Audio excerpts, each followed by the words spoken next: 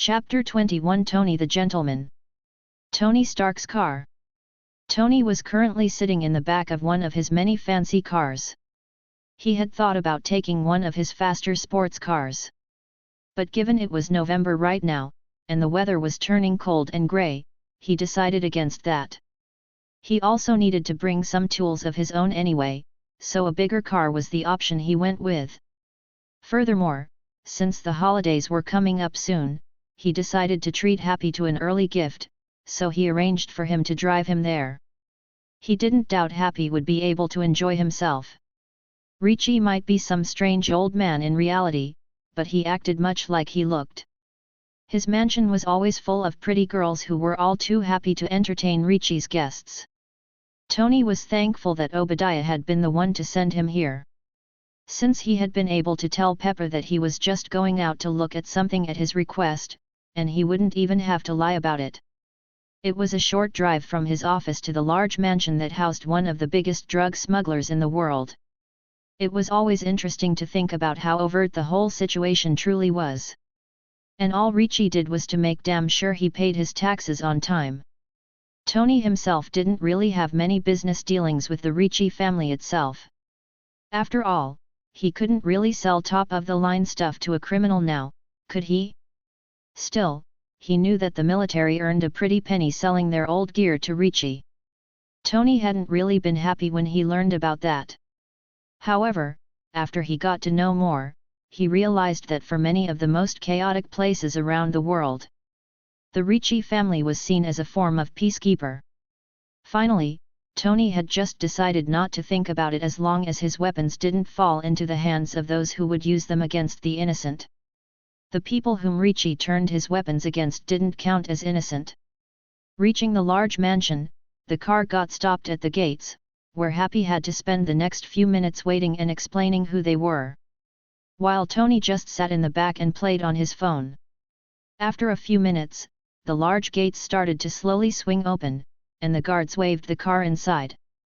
Coming to a stop in front of the mansion, Tony looked outside the window and couldn't help but smile widely at the sight that greeted him. "Welcome, Master Stark." A line of 8 beauties dressed in revealing maid dresses bowed deeply for him and showed off their ample breasts. Tony wasted no time getting out of the car and stepping up to them while shivering slightly in the cold. "Let's get inside, shall we? I mean, it's freezing out here, girls," he said as he stepped up and wrapped his shoulders around 2 of them, and kept walking towards the door. "Yes, please, Master Stark. Perhaps you can help me and my sisters warm back up," one of the beauties said with a flirty tone as they all surrounded him as he walked. "Don't mind the car, Happy. Can't you see we have some damsels in distress that need us?" Tony called out to his driver, who quickly abandoned the vehicle and stepped up to enjoy the sensation of 2 of the maids breaking off from Tony and embracing him. While it might have looked like Tony was the one leading the girls, the truth was that they were leading him through the hallways of the manor and out towards the back. While the playboy kept flirting and letting his hands roam around the backside of the 2 girls in his arms at every step. "Master Stark, the master has permitted a small break to warm up before meeting him if you wish," said one of the maids as they walked along the hallways. Tony looked back and saw that Happy and the girls in his arms had already disappeared. No doubt they would make sure he was probably entertained in any way he desired. As for Tony himself, he let out a wide grin and nodded his head while squeezing the 2 asses he had his hands on.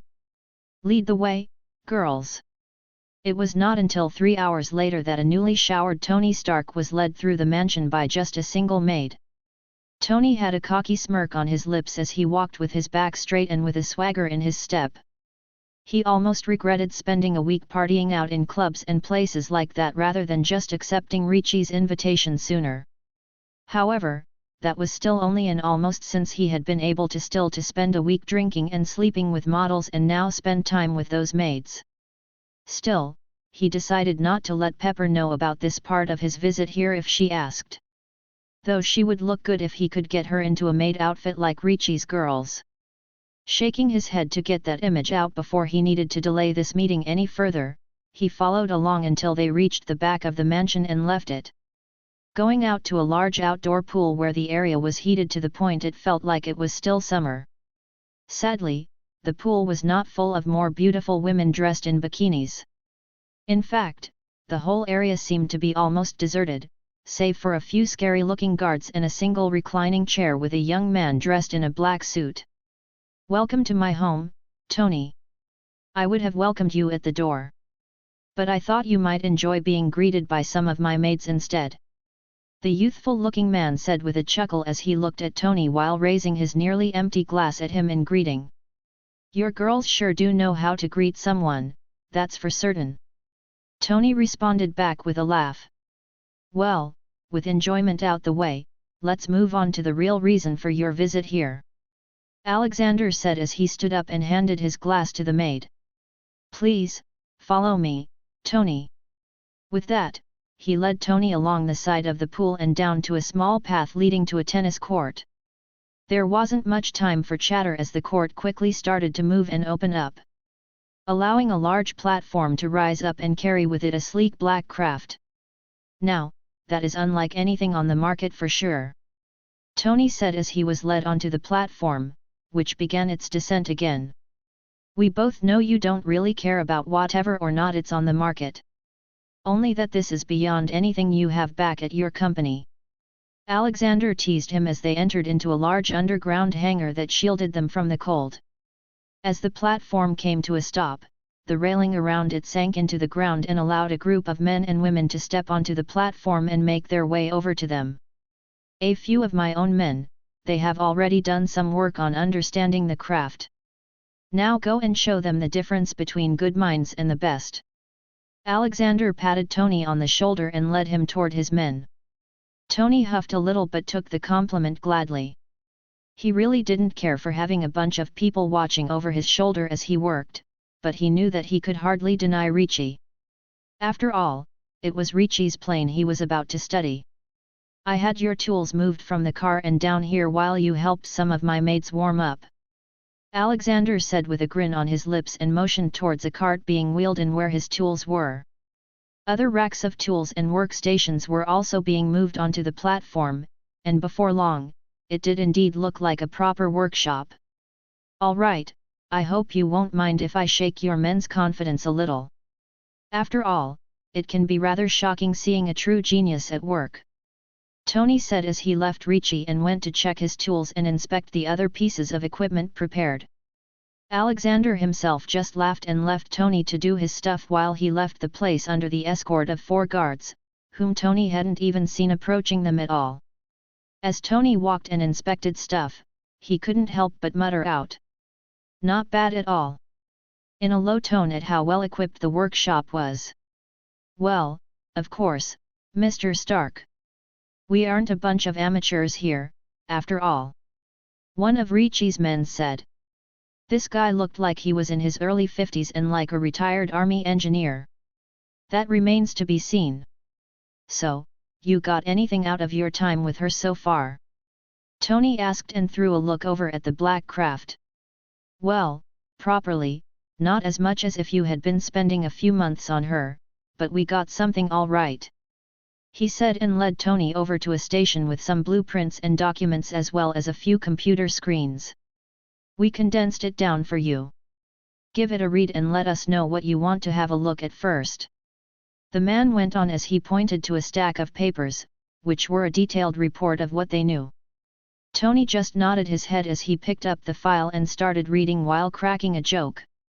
"Don't you guys have computers here? Why all the paper?"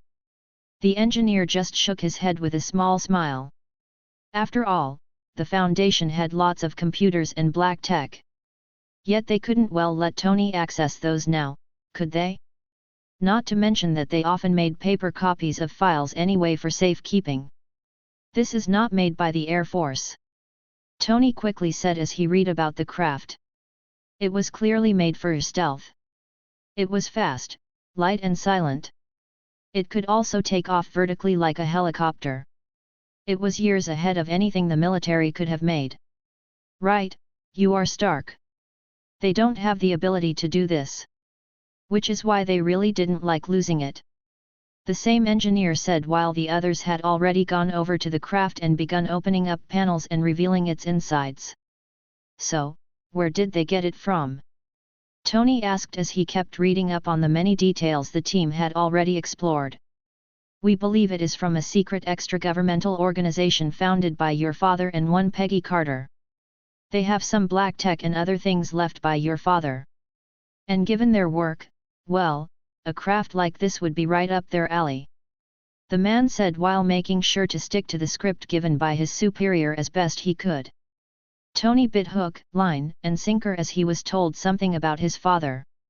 He knew the man had been doing plenty of stuff outside the company and certainly outside of raising him and being a good dad. So finding out about it wasn't all that shocking, yet hearing things about his father from a random engineer of all was a bit of a gut punch. What agency are you talking about? He asked as he turned around quickly. I'm afraid I don't remember if I ever even knew. I mean, all I know is that it's some super secret spy stuff, way above my pay grade, you know. The man said, acting slightly embarrassed. Richie, your boss, he would know, right? Tony said more to himself at this point as he was half a mind to run off to find the crime lord and get some answers. When he turned around again to look for the door Richie left through, he saw the craft. Seeing it, he stopped what he was doing and calmed down a little. Still, he narrowed his eyes as he focused on the craft. Yet, he could see it. This could indeed be something that the old man had worked on before his death. His old man had always been way ahead of his time. Not as clever as Tony himself, of course, but close enough. He would find Richie later. First, he would see what this craft was all about and if it truly had been another brainchild of his old man. Chapter 21 Tony the Gentleman. Tony Stark's car. Tony was currently sitting in the back of one of his many fancy cars.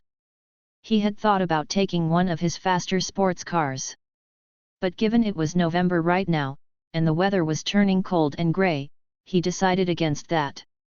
He also needed to bring some tools of his own anyway, so a bigger car was the option he went with.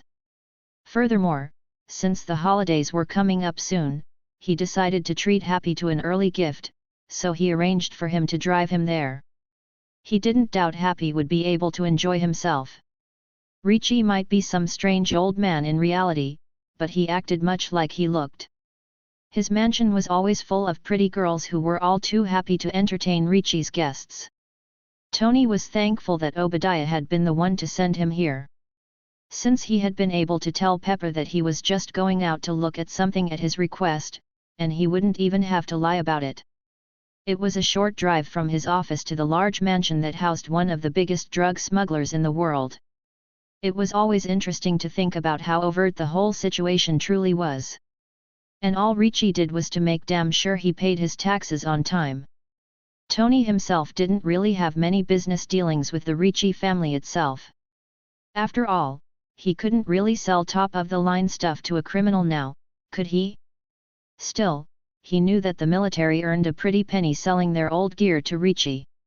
Tony hadn't really been happy when he learned about that.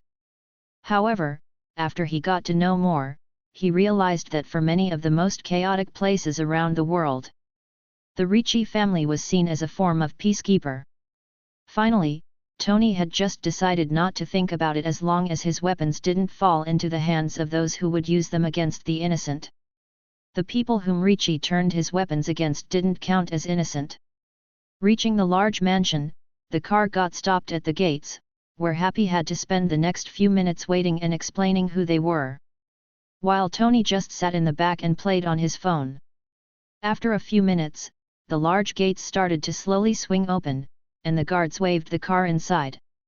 Coming to a stop in front of the mansion, Tony looked outside the window and couldn't help but smile widely at the sight that greeted him. "Welcome, Master Stark." A line of 8 beauties dressed in revealing maid dresses bowed deeply for him and showed off their ample breasts. Tony wasted no time getting out of the car and stepping up to them while shivering slightly in the cold. "Let's get inside, shall we? I mean, it's freezing out here, girls," he said as he stepped up and, wrapped his shoulders around two of them, and kept walking towards the door. "Yes, please, Master Stark. Perhaps you can help me and my sisters warm back up," one of the beauties said with a flirty tone as they all surrounded him as he walked. "Don't mind the car, Happy. Can't you see we have some damsels in distress that need us?"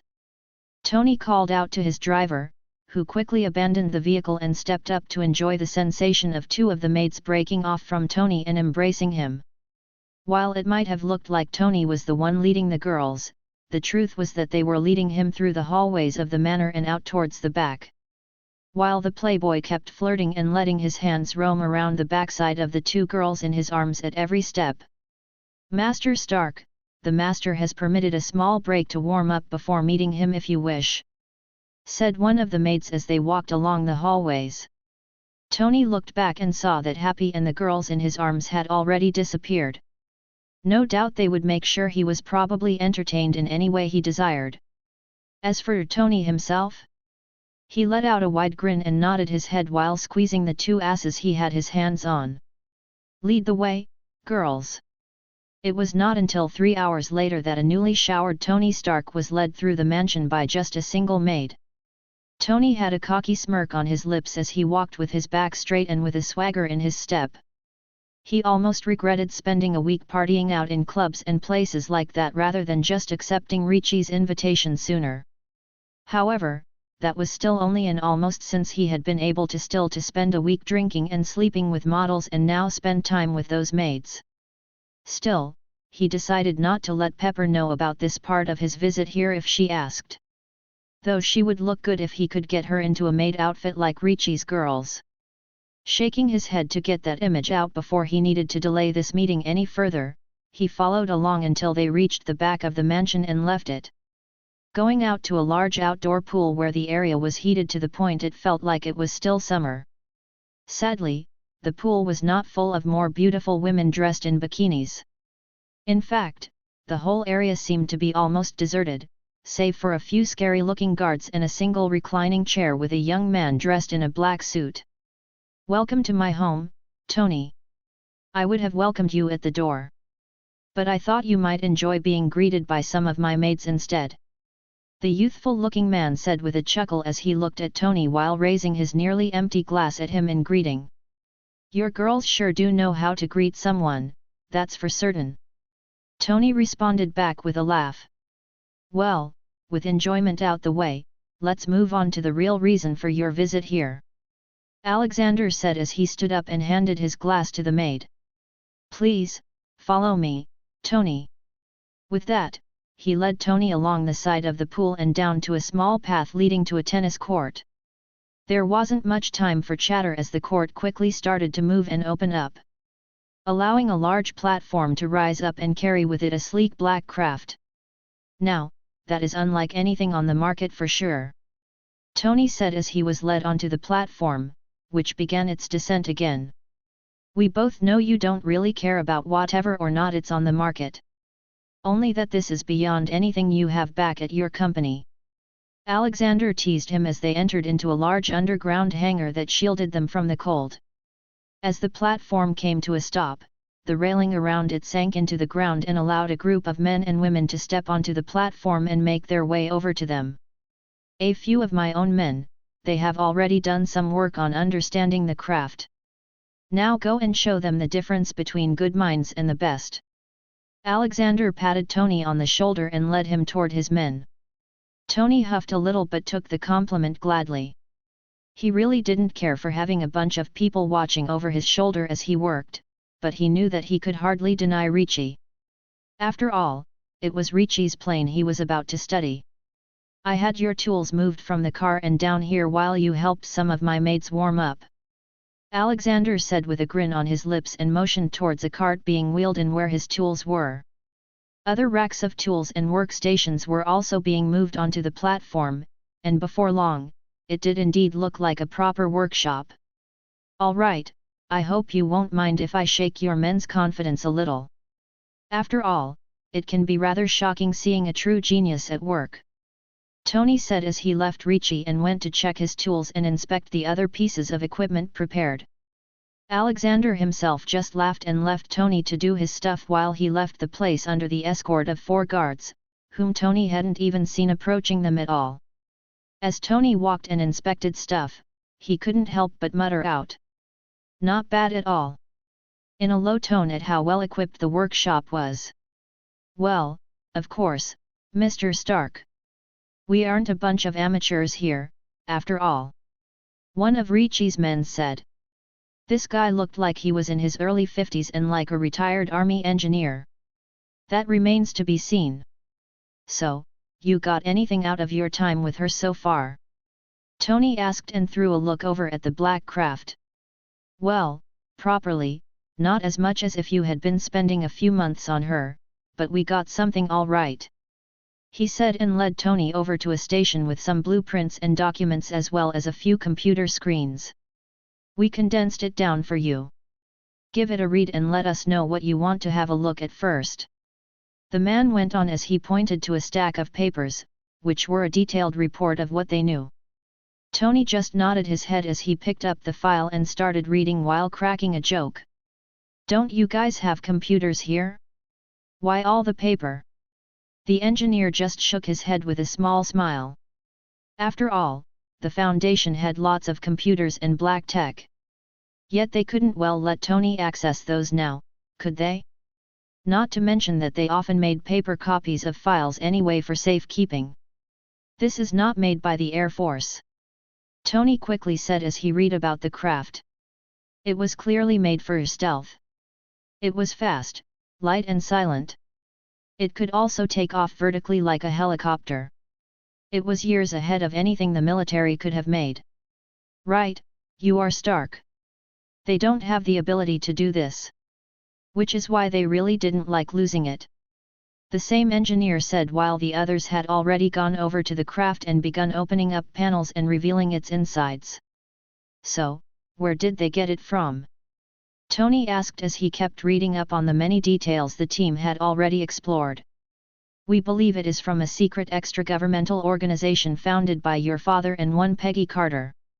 They have some black tech and other things left by your father. And given their work, well, a craft like this would be right up their alley," the man said while making sure to stick to the script given by his superior as best he could. Tony bit hook, line, and sinker as he was told something about his father. He knew the man had been doing plenty of stuff outside the company and certainly outside of raising him and being a good dad. So finding out about it wasn't all that shocking, yet hearing things about his father from a random engineer of all was a bit of a gut punch. "What agency are you talking about?" he asked as he turned around quickly. I'm afraid I don't remember if I ever even knew.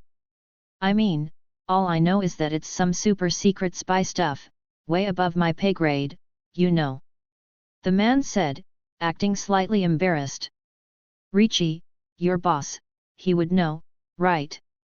Tony said more to himself at this point as he was half a mind to run off to find the crime lord and get some answers. When he turned around again to look for the door Ricci left through, he saw the craft. Seeing it, he stopped what he was doing and calmed down a little. Still, he narrowed his eyes as he focused on the craft. Yet, he could see it.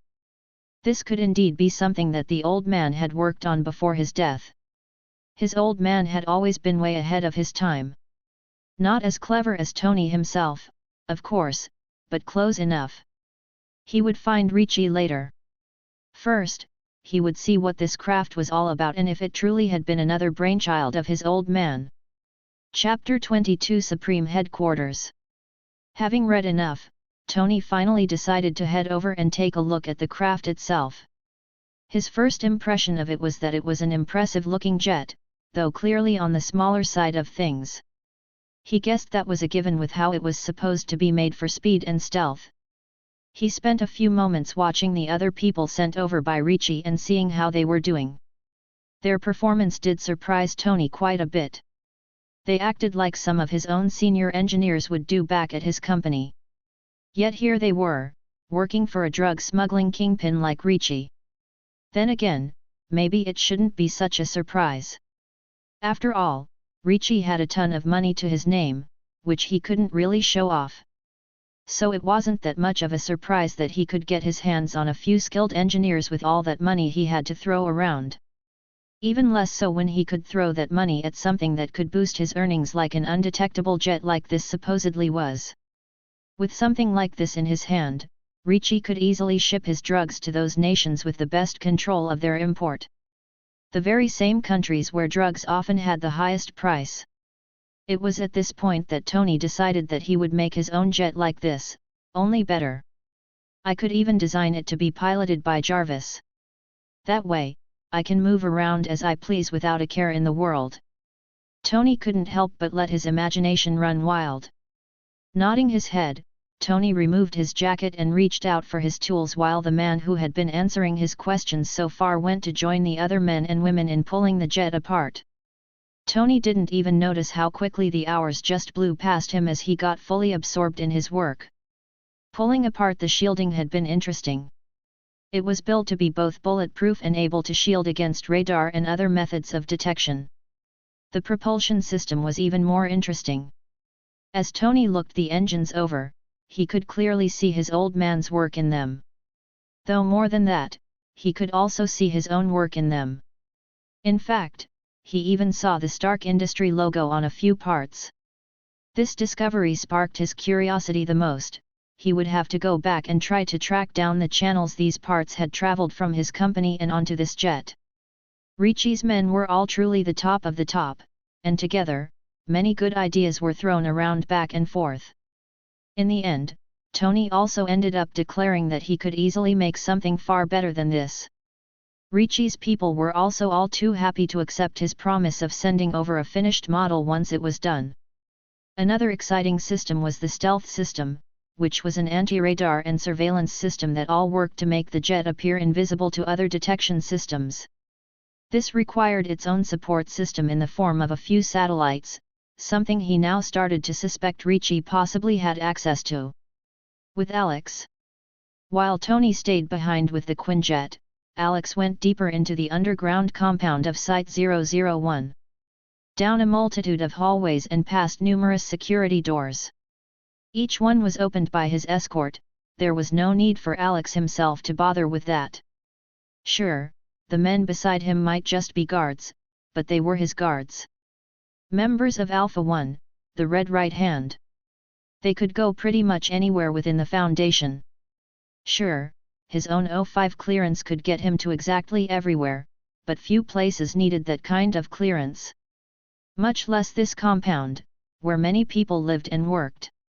Site-001 might not be the biggest of them all, as it has countless sub-bases around the world.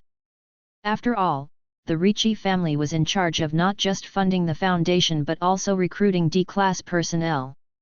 Those people could hardly stay at this site. Not given the location of it or the fact that he lived here.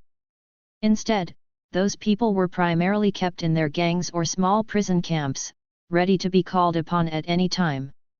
Just one word from Alex, and he could have 100,000 D-class delivered anywhere in the world. That was the power he held as leader of this site. That was all without counting in the sheer power he held as O5-1.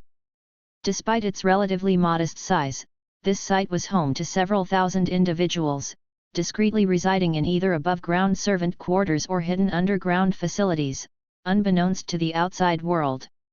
This hidden enclave was the nerve center for the Ricci crime empire, housing key personnel responsible for its operations, along with guards, support staff, and even some of their families.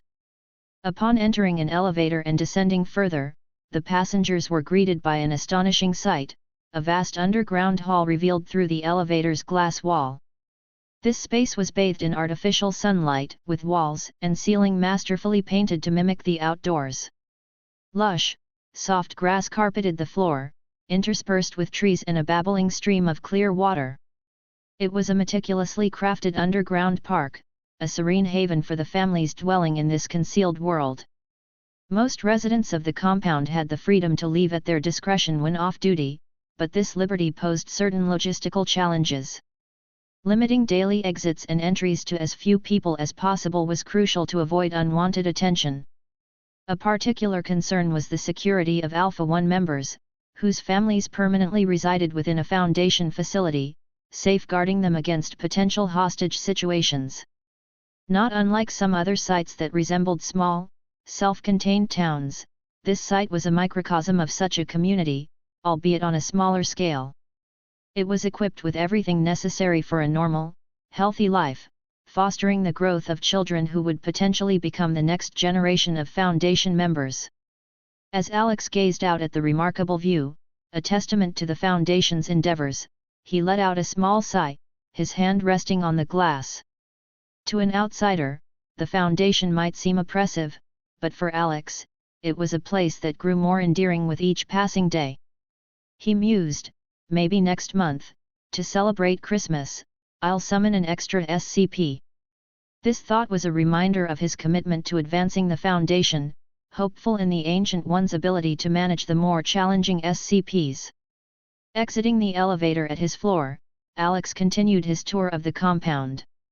He interacted with the dedicated staff, exchanging greetings, receiving reports, and issuing occasional orders, immersing himself in the heart of the Foundation's operations. With Tony. While Alex was downstairs making merry with his subordinates, Tony was making good work on the Quinjet. While there wasn't much he could make out in a few hours that the skilled engineers of the Foundation hadn't already done while studying it on their own, everyone still enjoyed their time. After all, they all admired Tony's skill as an engineer, even if not the rest of his playboy personality. They were also all aware that their boss had plans to use Stark's brain in the future, and this was all meant to build relations for that time. It was when Tony had pulled himself away from the jet itself and returned to looking over the prepared data again that the same door Ricci left from hours before once again opened and revealed Alexander and his guards. Tony did not notice any of this, he was still focused on reading and processing the data before him. He didn't notice his host returning until the man approached him and called out. "I hope you found it worthwhile coming here, Tony." "Wha? Ah, Ricci, you back already?" Tony said, surprised by being interrupted. "Already? Tony, my genius friend, surely someone as smart as you didn't forget that time passes at a constant pace? It's already late for supper by now. I'm already paying all my engineers overtime by now." Tony looked at his watch and was shocked at how late it had become. "Damn, it's so late already? Didn't notice at all," Tony muttered while ignoring the friendly jab. "Indeed, my project must have kept you busy, Tony, for you to forget the time like that. Though it's time to return back up before your driver really does call the cops on us for kidnapping." Alex half-joked as he had indeed gotten a report saying Happy demanded to see his boss. Hearing that, Tony could almost see Happy trying to dig his way down into this garage right now. He took a look over at the still partially deconstructed jet. He would have loved to take it out for a spin, but given the state, that was clearly impossible. "Now, let us get up and have something to eat before sending you back to Lady Pepper," Alex teased while the engineers started to clear the area again, leaving Tony with only the paper copies of the data as the platform rose. After calming down Happy, who had worried himself so much that he couldn't even enjoy the otherwise excellent entertainment Ricci's home provided, Tony agreed to stay for dinner since he still wanted to ask about what Ricci knew about his father and the jet. "Ricci, I was told that you might know something about where the jet was made and some kind of connection with my old man," Tony asked as they sat in a large dining room and enjoyed an excellent meal and a nice red wine. It seems some of my men have a loose tongue, but yet, I know a thing or two. After all, I have been in this business since before your father was even born. So yet, I am very well connected," Alexander said slowly. "Now, what I know about your father only starts after I moved over from Italy back in '82. I made sure to know as much as I could about any threats to my operations. You know, the CIA, FBI, and the like. Among those, there was another agency, an up-and-coming one. They were called the Supreme Headquarters, International Espionage, Law Enforcement Division. Supreme Headquarters, International Espionage, Law Enforcement Division? Well, that is quite a mouthful for sure. Tony interrupted, earning a chuckle from Happy and a smile from Alexander. Yes, it is indeed. They have changed names a few times since then. Today, they go by Strategic Homeland Intervention Enforcement and Logistics Division. We call them SHIELD for short, far less of a mouthful. Alexander said while still smiling lightly. Yeah, that is a lot better, for sure. Also, it's a lot more boring sounding, without all that talk about being a supreme headquarters for espionage and all. Tony joked back while sneering at how pretentious of a name that was. Yeah, they didn't really hide what they stood for back then. Anyway, they were the division behind the creation of Captain America, which I'm sure your father was behind. Alex could see Tony's thoughts from his face. After the war, your father and Carter took over and turned it into what it is today. SHIELD is part of your father's life's work. Today, they are the world's biggest spy agency that works all over the world with the support of the UN. All of that is thanks to your father's effort. They have tech that is far better than that of their competitors. I can assure you that after your father's death, they did their very best to get their greedy hands on anything of his they could. Every notebook and drawing. Alex kept telling Tony about SHIELD while planting hints about them stealing from him.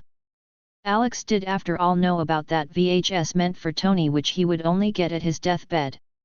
Alex didn't want to see that happen again, and while he already had the new element he could just give him, Alex still thought it was better to be a bit more hands-off. Damn, you are probably right about that. I mean, if they really are behind the making of that jet, then it's all because of what he left behind. That stuff they damn right stole from me. Tony growled. He might not really have liked his father much since he was always too busy working to be a good dad. Only now was he finding out what he was so busy with. Not only did they steal his father's time, but they also stole his work. As Tony sat there fuming, Alex had to hide his grin behind his wine glass. Well, at least they are trying to pay some of that debt off by protecting you from the shadows. Humph. They would protect me just for my mind anyway. Tony huffed. He knew just how important he was to the military, and SHIELD was no doubt using plenty of his weapons as well. So they would still protect him even without them stealing his father's work. True enough, I guess. Though how about showing them that you are worth a dozen times your father's stuff? Alex asked with a mischievous look on his face. Sure, what do you have in mind? I'm sure you are already thinking about going over to demand everything they owe you. Now, wouldn't it be fun to fly over there in a Quinjet even better than anything they could make? Show them just how far behind you they are. Alex offered. You know that is not a bad idea you got there. But I will take it a step further. I'm going to study what kind of tech they have and make improved versions of all of that. Tony smacked his palm against the table as he exclaimed. The next hour and a half went on with the two chatting while sipping wine while poor Happy felt left out. Alex did his best to lead Tony down a path where he would still become Iron Man but an even better version and, most importantly, an Iron Man who would work for the Foundation. Chapter 23 Pointless Death. After sending off Stark, Alex returned to his spot by the pool. Laying down here, he looked over the calm waters while calming his own mind. Alex was just one among many who had Iron Man as their favorite Avenger, yet after meeting the man in person for the first time after entering this world, he was left disappointed by him. It was no secret that Tony was a playboy with a few streaks of narcissism, yet there was a massive difference between just hearing about it and seeing it firsthand. Not to mention that this had been Tony on his best behavior and while he was interested in a piece of tech rather than a woman. Guess he changed a lot more while kidnapped than I had expected. He thought to himself as he grew confident that he couldn't do anything to stop that from ever happening. Even if I must start an incident myself if my actions stop Stain from doing it. Alex came to a decision after thinking about it for a bit. Alex might be getting used to wielding the power of the Foundation, but he wasn't about to let that get to his head. Sure, taking in the Hulk and Pym might change the future a little, but something like stopping the birth of Iron Man would surely piss off the Ancient One. Now, doing that was something he wanted to avoid, if at all possible. So far, he was reasonably sure she hadn't even really noticed the Foundation, as the role it had played so far was minor. With Banner working on mastering the Hulk, he should still show up in any of her visions as usual. Pym and Ant-Man will also mainly first play a role after her death, so any change there shouldn't really show up for her. Even if they did show up, it would be in minor ways that hopefully shouldn't get her attention.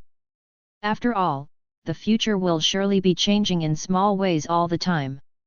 No doubt, if she looked at the battle in New York in a few years, there would surely be plenty of different versions depending on what color of clothes Tony would pick that morning. So what if, in one of the futures, Banner didn't come riding in on his own halfway through but instead flew there with a team of Foundation agents? She shouldn't take notice of such a small change. At least, that was what Alex was banking on, and given that she had not shown up in front of him yet? Well, he might just be right in his assumption. Sighing, Alex shook his head and retired for the night. He would have yet another long day again tomorrow and would need to rest before then. Time continued to pass for both Alex and Tony after their meeting. Alex continued his daily work, and Tony had taken his words to heart and decided to build a far superior Quinjet before going after S.H.I.E.L.D. Though the world didn't simply revolve around just those two people, so while they didn't get up to anything new, it didn't mean others didn't. A.I.M. Years ago, Aldrich Killian and Maya Hansen had both been slighted by Tony Stark and had joined hands to work together to get back at him. While some of those goals had shifted over time, they still worked together on the same project, Extremis. Due to both the use and possibility of the Extremis drug, the Foundation paid attention to their work. Alex had already sponsored a full $1 billion into it. All just to place his agents inside AIM to control events. After all, while AIM did make the Extremis drug, they would also play a prominent role in the events of Iron Man 3. This alone was more than enough to make Alex want ears and eyes in there. Killian knew that the men and women lent to him were probably spies. Still, he couldn't deny that they were good.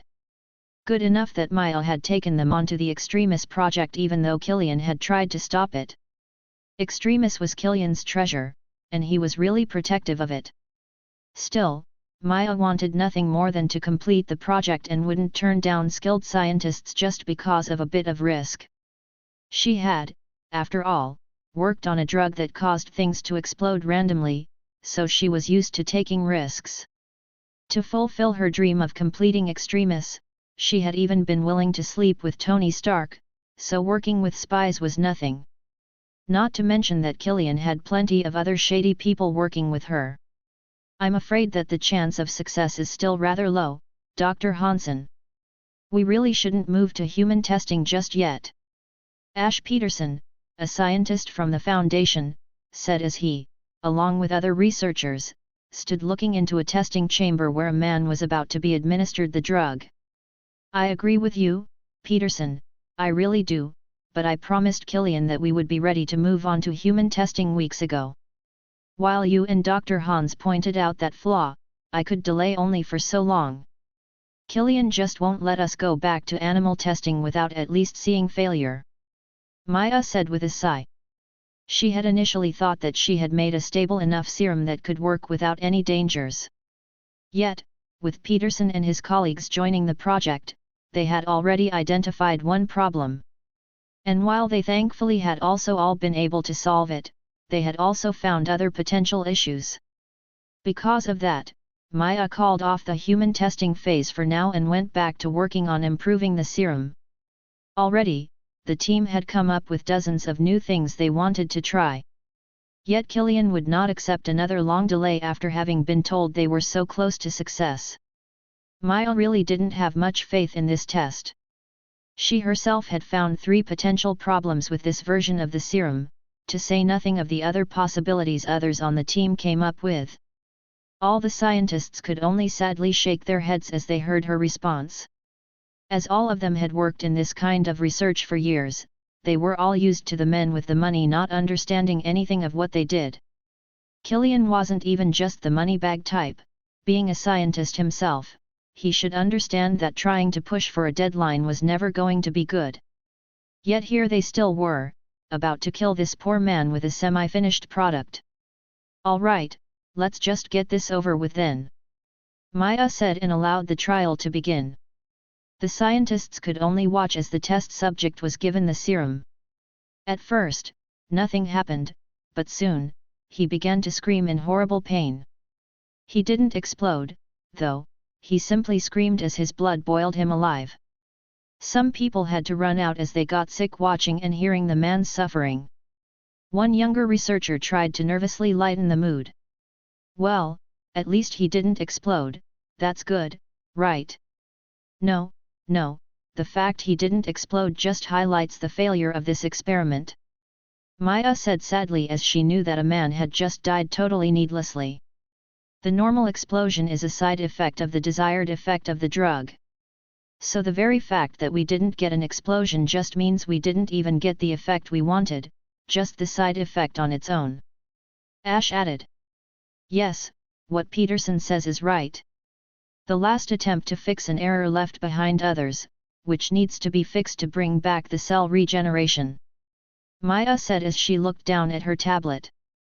"At least we can hope that the sheer magnitude of the failure will get Killian off our back for a time. We have so many ideas ready to be tested that I feel this is just a pointless waste of time," another male researcher said, and others nodded in agreement. "Not to mention, I didn't sign up to do this kind of illegal human experimentation. It is one thing to do it when you are sure about the success, another when you are sure of failure." A female researcher chipped into another round of agreements. "All right, I will talk with Killian and get him to back off again. I'm going to take full responsibility for all this. Don't worry everyone," Maya said to calm everyone down before dismissing them. Maya went to report the news of the test to Aldrich Killian, though she was pretty sure he already knew how the test went. She had to admit she didn't like him much. She had initially teamed up with him over their shared dislike for Tony Stark. She had also enjoyed his ability to secure further funding for her work on the Extremis formula. He wasn't that bad to work with initially, but lately, he had started to change. Now, he had become mean and cruel, acting much like a power-hungry bully. He no longer seemed to care much about anything but success and at any cost. The old Killian would have understood not to push an unfinished product into testing like what he had just done. "I heard that the test didn't go quite as hoped." Those were the first words she heard when she entered his office. "Something that I did warn you about, Killian. We needed more time before we were anywhere near ready." She snapped back at him. "That wasn't what you said months ago. Back then, you told me you had a working formula," Killian said as he sat up straight up in his seat while glaring at Maya. "Things changed, Killian. A new flaw was discovered that needs to be addressed." Maya tried to calmly explain something Killian should have been able to understand perfectly well. "A flaw you said you had fixed last week, if I remember right, Maya," Aldrich said, pointing accusingly at Maya. "We did a rushed job fixing it.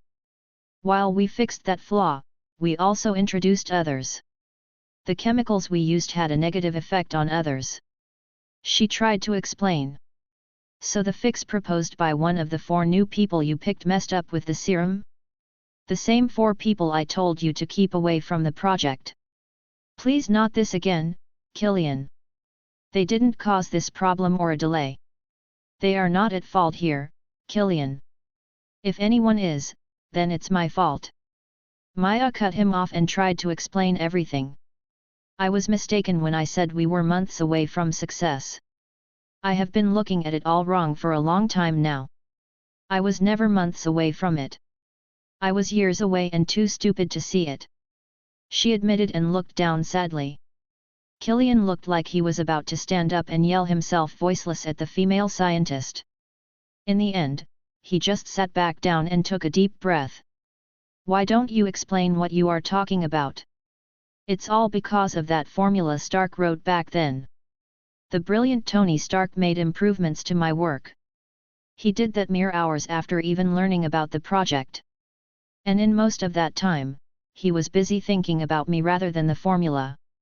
She could see how his eyes twitched as she talked about his hated foe Stark. So you are saying Stark sabotaged you with that formula of his?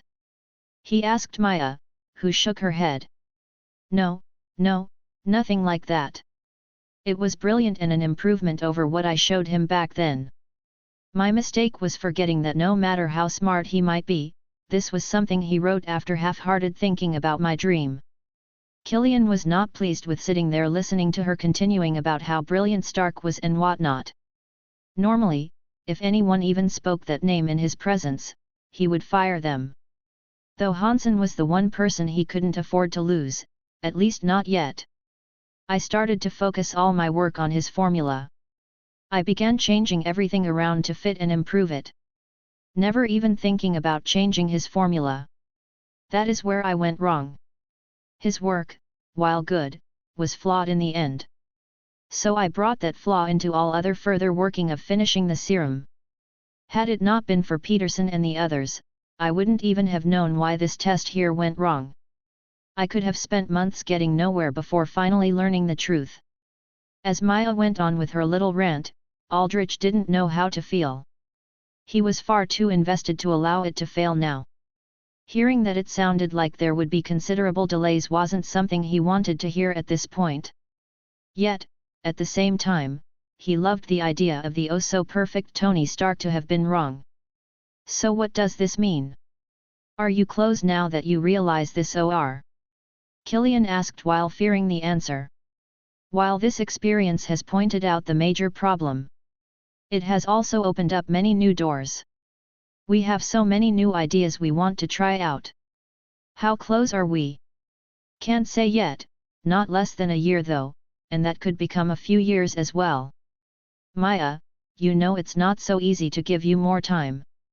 Every day that passes costs a lot of money. You know this. Extremis already takes up a lot of our budget, and it has so far given nothing in return. It's not easy to get money for something like that. Killian sighed as he tried to explain his constant struggle. I know, we just need more time to get everything done. Today, a man died for no reason, just because you couldn't take no for an answer. This project was started to save lives, and to improve them. Don't go about corrupting that now. Maya gave him a stern look. Fine then, the 1 billion I got from the mysterious patron of those 4 gave me. You will need at least some progress after that if you want more, or things will have to change. Killian said while steeling his heart. Did you ever find out about those? I mean, they are brilliant, and I find it hard to imagine I have never heard or seen anything about them before. Maya asked and changed the subject. Killian shook his head and started to explain everything he knew, which was just about nothing.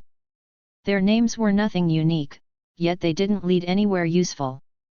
He hadn't been able to find any pictures of them either. So it seemed like they had popped out of nowhere, or the people they worked for had been really good at removing any trace of their lives. Even trying to track down the money didn't lead anywhere. Whomever they work for are really good at staying hidden. He ended his exploration with a sigh. Damn, the mystery just makes me more curious about them. At least we can be sure that they aren't any of the usual suspects.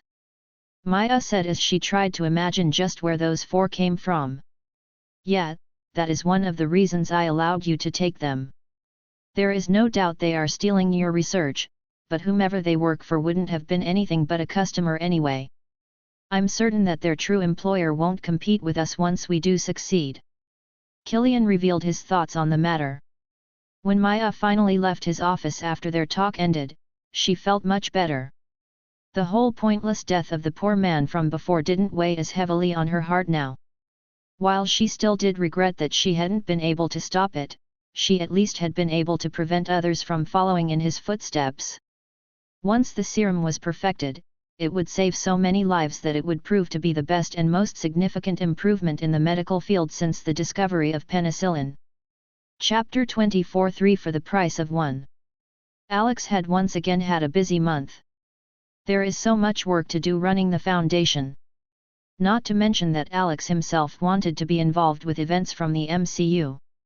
After all, it was damn hard to stay out of anything that has to do with such an exciting universe like this. One interesting thing that had happened was a clue possibly leading to the Darkhold of all things. Now Alex knew of only a few SCP objects from the MCU and even fewer that could be contained. Most of the big ones, like the Infinity Stones, were far out of his reach. The Darkhold, however, was something that was on Earth and currently not held by anyone overly powerful. In fact, it was currently in the hands of regular researchers and scientists. At the same time, it was still an SCP object with a high danger value. It was an object he dearly wanted to be contained deep within the safety of the Foundation. He had, after all, seen that shitty Doctor Strange movie, where it played a significant role. So from that alone, the object was worthy of at least a Euclid or even Keter rating, mainly because there was a risk of someone wanting to steal it for themselves. Who knew to just what extent that cursed book's corrupting powers could reach? Would it twist the minds of his men to try and use it to solve other SCP cases?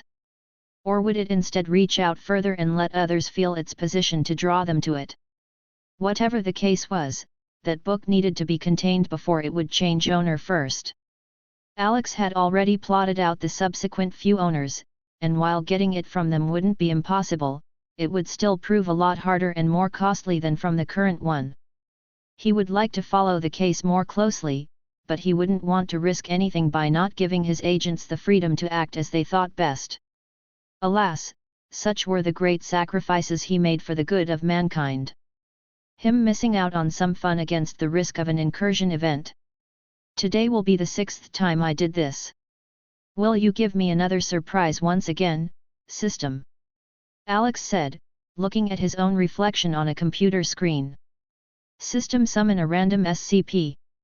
Ding. Understood, host, please stand by as the random SCP is summoned. Ding. Warning. Host, a SCP has appeared in the world and is outside Foundation control. Host is asked to deal with the situation and follow the Foundation's goal of securing, containing, and protecting. Ding. Warning. SCP-204 has appeared. Alex held his breath as he waited for what he was relatively sure would happen. And indeed, it only took a moment before the system responded back again. Ding. Congratulations, host, for meeting the SCP requirement for 6 months in a row.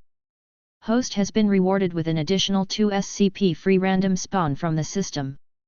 As expected, yet, another 2, all for the low price of the potential end of the world by some dangerous SCP. Alex mocked in a low voice to calm the beating of his heart. Ding. Warning. Host, a SCP has appeared in the world and is outside Foundation control. Host is asked to deal with the situation and follow the Foundation's goal of securing, containing, and protecting. Ding. Warning. SCP-4255 has appeared. Ding. Warning. Host, a SCP has appeared in the world and is outside Foundation control. Host is asked to deal with the situation and follow the Foundation's goal of securing, containing, and protecting. Ding. Warning. SCP-053 has appeared. Not the worst case scenario. Sure, that's 2 Keters, but their danger level is on the low side. Though keeping 4255 secret will indeed be costly. Ding. Congratulations to host for keeping the SCP Foundation's key goals in mind and ensuring they have been kept in the new world. In ensuring that normalcy has been protected, host has been rewarded with 2 random safe class SCPs within the Containment Vault 001 and Mobile Task Force Tau 5. Ding. The host is being rewarded for keeping the Foundation secret. All points gained from activities that serve to keep the Foundation secret are doubled. Ding. Congratulations to host for getting Site 19, a Class 5 Foundation facility in Wisconsin. 200 Class B combat personnel, 5,000 Class C combat personnel, 500 research personnel, 2,500 administrative personnel, and 300 maintenance personnel. Ding! Congratulations to host for getting Site 98, a Class 4 Foundation facility in Philadelphia.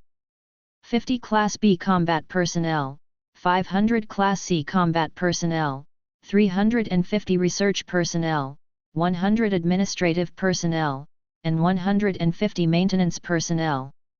As the barrage of pings finally came to a stop, Alex could now begin to look the information over in peace. The SCPs were, while not good, also not as bad as they could have been given the Keter stamp.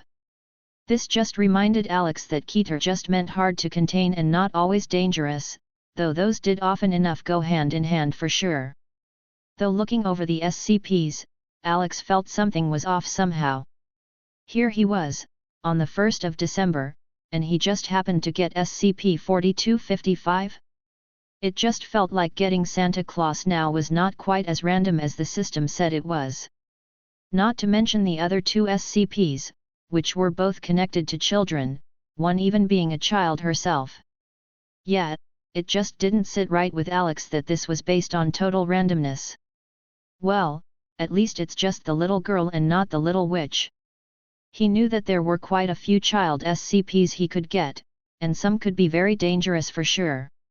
Here, he only had to take care that any instances of SCP-204 didn't show up in the news. Better than dealing with a godly reality bender any day. At least you are willing to show me where one of these showed up for once. Alex said to his system as he looked at the locator tool, which for once showed the location of an SCP, that being SCP-053. I guess there might not even be any instances of 204 out there yet. Though given the depth of the darkness in this world with Hydra and whatnot, it's only a matter of time before they show up. Alex could already feel a headache as he thought about the danger of Hydra or another group like them learning of 204 and trying to tame them, failing and then starting to attempt to mass-produce them by torturing and brainwashing kids. Yet, we can't have that. Not only would it make it hard to safely contain them, but it's also wrong on just about every level. Damn, I kinda want to pull the ethics committee just to make sure the Foundation doesn't go down the kids abusing route with this one. Anyway, thanks to this big surprise gift from you, I have plenty of extra work to keep me busy today. Alex said to his system with a shake of his head. And he had a lot of work with 2 large new sites popping up. One even being a rare Class 5 site.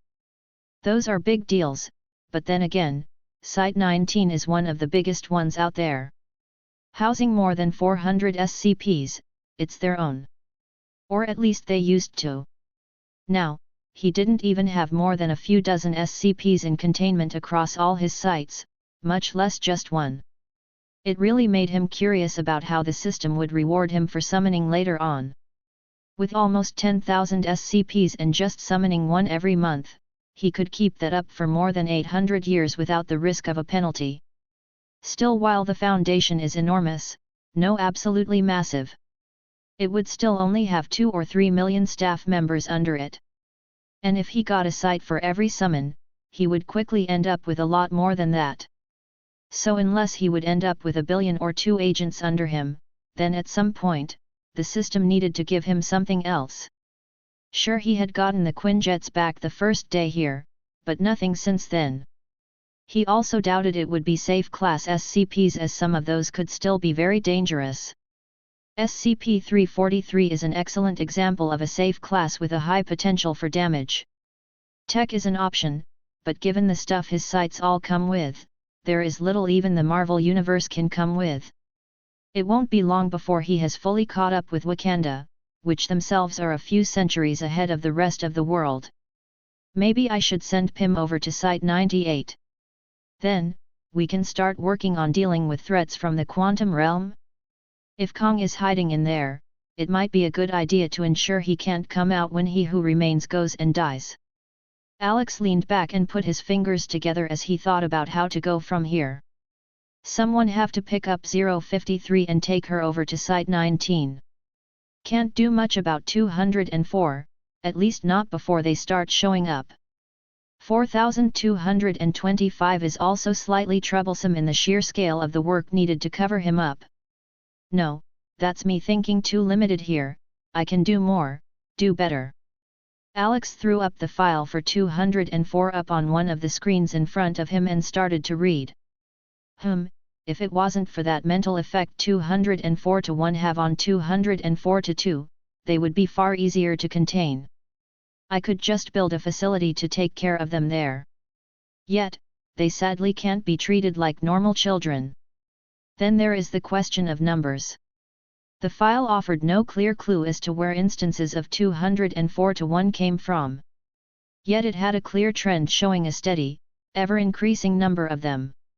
The file he had access to said that the Foundation had 211 such instances in containment. A number that would only have continued to grow. And if this data is correct, then the growth would also have gotten faster with time. Could reducing the viable number of 204 to 2 candidates stop the spawn of new 204 to 1 instances? Alex pondered aloud. The key to dealing with these is those rare instances where the children didn't become violent. If we can find out how and why that happened, we could indeed contain these kids much easier and with much better conditions. Alex couldn't tell if his softness for children came from his new or old life, but he didn't like the thought of them suffering. He had no problem killing and torturing any number of adults, but kids just had this innocence to them. I do hope I also won't have to make use of Article 12 myself. It's one thing not helping these abused kids, another entirely to be behind their abuse. All Alex could do was pray he would just not get to that point. Then again, there are still plenty of candidates out there, for indeed, he understood how the Foundation dealt with the issue. Still, I have an idea for Pym and maybe another candidate for Alpha 9. Alex thinks as he opens up a file for 1 Ava Star or SCP-11111. With a slight smile on his face, Alex started to write up a mission notice to his new task force, Tau 5. Mission Notice 11424/B8. Tau 5, you are hereby entrusted with the task of getting 1 SCP-11111 into Foundation containment. The difficulty of this task will mainly be reaching the target and ensuring that a containment chamber is ready for the object. To achieve this, you are recommended to use whatever means you have to steal the data needed to build such a containment cell at Site-98 from the organization SHIELD. This must be done without alerting them. Doing so would ensure that the next step becomes more difficult. The second step will be securing the SCP object itself and placing it within its cell. For this, the recommendation is either to get the target to follow and be willingly contained or to have some kind of reality anchor built to nullify the effects of SCP-11111. Given the nature of this mission, O5 Command has given the approval to use SCP Objects 005 and 034. However, neither of those objects can be lost under any circumstances. Additionally, a list of all undercover agents within SHIELD is attached, as is a list of specialists to consult with any questions or requests for equipment. The director of Site-98 has been given oversight of this mission. As such, all requests are to gain his approval. Signed, Personnel ID S224-6-04A. Personal Assistant to O5-1. SCP-11111 Ghost. Object Class, Euclid. Special Containment Procedures, SCP-11111's intangible nature makes containment challenging. A containment chamber designed to stabilize SCP-11111's molecules is recommended. Although this chamber cannot completely prevent SCP-11111 from phasing out, it discourages such behavior. Additionally, employing a quantum reality anchor is advised to mitigate SCP-11111's anomalous abilities. Description: SCP-11111 resembles a young woman of American descent. Originally a normal human going under the name Ava Star, SCP-11111 acquired anomalous abilities following exposure to a substantial amount of unstable quantum energy. This anomaly enables SCP-11111 to phase through physical matter. However, as a side effect, SCP-11111 experiences continuous, severe pain due to molecular instability. SCP-11111 demonstrates a willingness to cooperate in exchange for promises of pain relief or a potential cure. Currently, SCP-11111 is contained by the organization SHIELD, which has trained her to utilize her abilities for assassination missions. It is crucial to note that SCP-11111's compliance with SHIELD is driven by their provision of partial pain relief, rather than loyalty to the organization. Chapter 25, Dear Santa. Dear Santa. A young boy stood on a doorstep, bathed in the dim glow of a street lamp nearby. He shivered in the cold winter air. His backpack felt like a ton on his tiny shoulders. He glanced at the door one more time, then clutched the wrinkled paper in his pocket tighter, turned around, and stomped off. Walking down the dark, quiet street, leaving behind the place he used to call home, he couldn't stop thinking about what happened today. He tried not to think about the pain on his cheek or the tears he tried to hold back. He was now heading somewhere that would be all his own. The day had started like any other, boring and the same old. At school, he had to sit through endless lectures from boring teachers. Except for Miss Jane's class, she was the coolest. She'd let them play or do fun stuff. He wished all classes were with Miss Jane. It would make school way cooler. Today, Miss Jane talked about Christmas coming up. She wanted them to write letters to Santa. The other kids were super excited, chattering about what they wanted: puppies, toys, video games. He didn't really get Christmas presents. But he liked Christmas for no school and snowball fights. He was the snowball fight champion among his friends. Miss Jane noticed he wasn't writing and asked why. He felt too shy to say he didn't know what to ask Santa, he'd never even met him. His dad never took him to see Santa at the mall. So, he mumbled about not having stamps to send a letter. Miss Jane was super nice. She didn't make fun of him or anything. She just smiled and said all letters to Santa were sent for free. That was a nice thing to say, but he still didn't know what to write. When he told her, she said he could ask Santa for anything. Miss Jane believed he'd been good all year and Santa would make his wish come true. He didn't mention that he was just trying not to get into trouble with his dad. But her words sparked an idea in him. His first try at the letter wasn't right. When school ended, he still wasn't done. Miss Jane let him take it home to finish, even giving him a nice envelope like everyone else. She was really kind. At home, he found a cozy spot on the floor and got to work. He knew exactly what to wish for: a real, proper family. A kind mom like Miss Jane, a fun dad who'd play with him, maybe brothers or sisters to play with, and a dog, a really cool dog. That would make everything perfect. Dear Santa. My name is John, even though you already know that. This year I have tried my very best at be really good. And I promise to be even gooder, better next year as well. I know I wasn't maybe the best in the past and that is why you didn't come to visit me. Or maybe you tried but that my angry drunken dad scared you away. He scares many away, so I don't blame you, Mr. Santa. I promise that if you give me what I wish for this year I will be the best of boys and you never have to give me anything else anymore. All I want this year is a real family, please, Mr. Santa. My dad is really mean and he hates me a lot. I don't have a mom either, so please, Mr. Santa, I wish for you to give me a new better family. Thanks. John. John was super proud of his letter. He thought it was the best thing he'd ever written, probably even better than what most third graders could do. He smiled at it, daydreaming about the new family Santa might bring him. He was so lost in his happy thoughts that he didn't hear his dad come home. His dad, always mean and drunk, snatched the letter from John's hand to read it. His dad didn't like the letter. He yelled at John, saying his wishes were pointless and that life wasn't like a fairy tale. He said John shouldn't even dream of a better life and should be grateful for what he had. His dad kept shouting about how hard he worked and called John ungrateful. John felt tears coming, but he didn't want to cry in front of his dad. He just stared at the ground, holding back his tears. After more yelling, John managed to get away. Though not before his drunken dad sent a harsh slap down on his face. He hid for the rest of the day, feeling angry and planning his escape. That's how he ended up on this doorstep, letter in pocket, dreaming of a new future. He made a promise to himself, he'd never go back to this terrible place.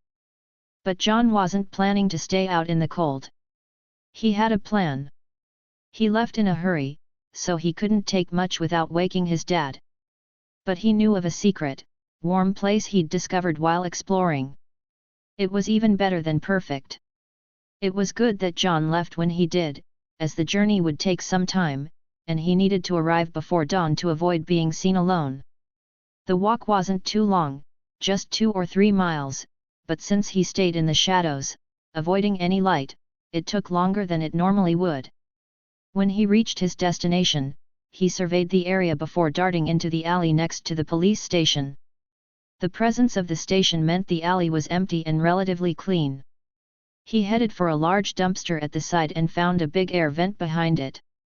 Squeezing in, he managed to pry open the vent and crawl inside with his backpack trailing behind. Soon, he was in his new hideout. In the darkness, John walked carefully to the opposite wall and found the light switch. With a flick, he illuminated an old storeroom filled with printing equipment. Another door led to a small prison cell, complete with a bed, toilet, and sink, all with running water. He didn't know how this place had been forgotten, but after discovering it, he had sneaked into the adjacent police station to find an entrance. He found that 2 large vending machines blocked the door on the other side, leaving this hidden room known only to him. It was his secret, his new home. John quickly settled into his newfound space, unpacking his backpack and combining these items with the belongings he'd hidden here since discovering this place. It wasn't everything he owned, but it was enough. This place had it all: a bed, a toilet, running water, light, and even an outlet to charge things. Not that he had much to charge, but it was nice to think about. As he sat there, John started dreaming about his new family. With Christmas approaching, he imagined staying here until Santa came to take him to a loving home. This thought brought a mix of excitement and joy. He knew he had to stay quiet, but the hope of a better future made him smile. "Santa, I can't wait," he whispered to himself. That night, John dreamt of being part of a large, happy family. He woke up feeling a bit lonely but optimistic about the new day ahead. He resolved to be the best boy possible, determined to make his dreams come true. However, he worried about school. Going back might mean being sent back to his father. He decided to avoid school, hoping Santa would understand. By midday, John revisited his letter to Santa. Pulling it out, he saw it was now ruined. He decided to write a new one, this time correcting the small errors. Fortunately, he had plenty of paper to work with. John felt content with his setup and stepped out into the alley, pacing in circles as he pondered how to send his letter. The post office was an option, but it was far, and he risked being seen. He needed a stealthier solution. Suddenly, he spotted the solution: the police station's mailbox. It was closed, and he doubted he would draw any attention, not to mention he could just wait until it was night again. Plus, he still had the envelope from Miss Jane. However, other than the letter, there was another pressing concern: food. Christmas was a while away, and he needed to eat if he was going to wait for his new family. But money was tight. $11.57. That's not enough till Christmas. What do I do? He murmured, spreading out his small stash of coins and bills on the bed. How do I make money? I doubt anyone would hire me, and I don't want to work. He mused, walking around his hideout, searching for ideas. For the next hour, John rifled through boxes and behind them, hoping to find some forgotten cash. All he found, though, was an abundance of paper and ink. Just when John felt all hope was slipping away, he recalled something he'd overheard back at school, that printing was restricted for the kids because ink was costly. and he realized he was surrounded by printer ink. He sprang up, energized by this revelation, and grabbed a cartridge from one of the boxes. Are these really expensive? They don't look it. But maybe I can sell them, he whispered excitedly. I doubt anyone would miss them or even notice they are gone, they're right here, all forgotten by everyone but me. John paced the room, thinking aloud. How do I sell them? I need more info. Maybe the library has something. But I can't go back to school. What about a pawn shop? That always seems to work in movies, he mused, stopping occasionally to look into a box. Doubt crept in. But what if I can't sell them? No, I have to. Even a little money will help. I have so many, and once Santa brings me a new family, I won't need them anymore.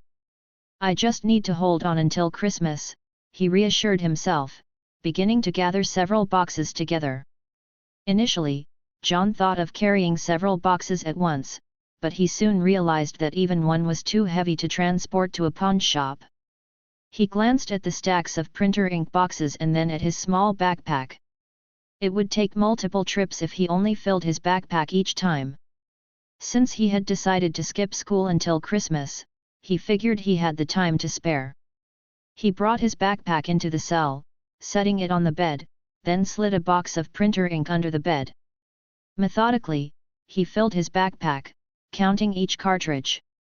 1, 2, 3, 4, 5, 6, 7, 8. Only 8 cartridges fit, half a box. That meant 2 trips to the pawn shop for each box. John eyed the shelves full of boxes, feeling daunted by the number of trips he would need. He started to calculate but soon got frustrated. I don't need math right now, he muttered to himself. Dressed warmly in his coat, scarf, hat, boots, and mittens, John prepared to venture out. He squeezed through the vent and crouched behind the dumpster, cautiously surveying the area before stepping into the alley. His next challenge was finding a pawn shop, a place he had never sought out before. Luck was on his side, though. The neighborhood, being close to a police station, was safe and bustling with businesses, including a pawn shop a mere 15-minute walk away. However, as he was unaware of this, John wandered for hours, his feet tracing and retracing the streets and alleys around him. It was only after this exhaustive search that he stumbled upon the pawn shop he needed. John hesitated outside the pawn shop, overwhelmed with worries. He feared the ink might be worthless, that the shop wouldn't buy it, or they'd ask about his parents. The proximity to the police station added to his anxiety. He feared being taken there and having to confront his father again. As he stood outside, lost in his concerns, the shop owner, an elderly man reminiscent of a grandfather, noticed him. Stepping out, he kindly invited John inside, concerned about him standing in the cold. You might get sick out here, kid, the man said with a warm smile. Nervous but curious, John nodded and followed the man inside.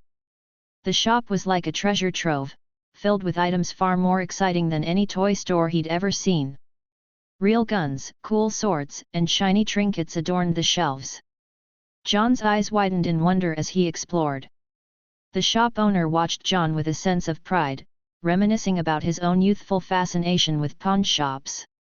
His journey to owning one had been challenging, marked by hardships, including frequent robberies at his first location. These struggles had almost made him give up on his dream. But then, a chance encounter with a pair of gang members changed everything. Initially frightened, he soon realized they were not hostile. They represented a local gang that controlled the area, and the troublemakers at his shop were outsiders. The gang had dealt with the intruders, dismantling their operation. They also offered the shop owner a chance to reclaim any stolen goods found in the raided headquarters. These events had reshaped his life and reinforced his commitment to his pawn shop, a dream he had almost lost. The gang had not only dealt with the troublemakers but also promised to compensate him for his losses, including the damaged windows and shelving units and the cash that had been stolen. The shop owner had braced for an exorbitant protection fee, but to his surprise, the arrangement was different. He did some favors for the gang, like selling certain items or making purchases at designated prices. He suspected it was part of a laundering scheme but didn't dwell on it. After mentoring an apprentice to take over the original store, he sold it, intending to retire. Yet, the lure of the pawn shop business drew him back, and he opened another store in a safer neighborhood. These days, he steered clear of gang entanglements, finding satisfaction in the quieter routine of his shop. John's gaze lingered on each item in the pawn shop, particularly drawn to the guns, antique swords, and a majestic set of medieval armor in the corner. He daydreamed about bringing his future dad here to purchase the armor, imagining them playing in the garden, his new dad donning the knight's armor. Both John and the shop owner were caught up in their respective worlds, John in his vivid fantasies and the owner in reflections of the past. Time seemed irrelevant to them as they were absorbed in their thoughts. After a while, the owner's attention returned to the present. Curious about John's reason for visiting, he called out gently. "Say, kid, what did you come here for?" His question startled John, who gasped and turned around abruptly, a wave of nervousness washing over him. The owner observed John's reaction with a soft chuckle and walked behind his counter, ready to assist. "No need to be nervous, boy. I don't bite." He joked lightly as he waved the boy over. "Now, why don't you tell me what you are here for, eh?" John, still tinged with nervousness but reassured by the old man's gentle manner, approached the counter, his small frame barely visible above it. He hoisted his backpack onto the counter, announcing his intention to sell its contents. The owner, playfully teasing, asked if John meant to sell the backpack. John, flustered yet endearing, quickly clarified that he was referring to the items inside. The old man chuckled and began to empty the backpack, lining up the ink cartridges on the counter. These were large cartridges, likely for office printers, and seemed untouched, though they were dated a few years back. The owner knew that aged printer ink could lose its quality, diminishing its value. Observing John's hopeful gaze, the owner assessed the cartridges carefully. He remarked on their unused condition but noted their age. His experience in the trade had shown him many such situations where desperation outweighed the actual value of items. John's face lit up with relief when the shop owner offered $5 for each ink cartridge. He wasn't sure if it was a fair price, but the prospect of having some money was enough to ease his worries. The owner, watching John's reaction, felt a familiar twinge of concern. He had seen many young runaways over the years and had learned that involving the authorities often led to more harm than good. From his experiences, runaways typically had two possible outcomes: returning home to anxious parents or facing dire consequences in abusive households. He had witnessed enough tragedies to understand that the streets, while harsh, might offer a safer alternative for those desperately fleeing dangerous homes. With this in mind, he chose not to ask John about his background. He completed the transaction as he would with any customer, handing over the money with a mix of hope and concern for the young boy's future. In his heart, he wished for John's safety and success, knowing all too well the tough road that lay ahead for him. John, oblivious to the shop owner's contemplative gaze, could barely contain his excitement as he took the money. Each $5 bill added to his small fortune felt like a step closer to freedom. With this addition, he had amassed over $50, an amount that seemed immense to a boy his age. The array of fascinating items in the shop tempted him, but he resisted the urge to spend. Instead, he thought about saving for Christmas presents for his future family. He reasoned that while Santa catered to children, he could play a part in gifting his new parents once they came into his life. Hunger gnawed at him, reminding him of the meals he had missed. He thanked the shop owner profusely, his mind already on his next immediate need: food. With his backpack now lightened of its ink cartridges but heavier with cash, John stepped outside into the cold. Shivering slightly in the brisk air, he scanned the street for a place to buy a meal and a drink, something more than just water, now that he had his own money. But he knew that walking into a shop alone might draw unwanted attention. He couldn't risk being noticed and possibly return to the life he desperately fled. With a newfound place to stay, a burgeoning plan, and a way to make money, John was determined to stay under the radar. Carefulness was his priority, his dream life just within grasp. John stood momentarily outside the pawn shop, pondering where to find food. His hideout's lack of a kitchen, coupled with his own culinary inexperience, left him with few options. He set off, hoping to find a suitable place to eat. As he wandered, time slipped away from him. Without a watch or phone, John couldn't tell how long he had been walking, but he noticed the sky darkening. The thought of roaming the streets at night made him uneasy.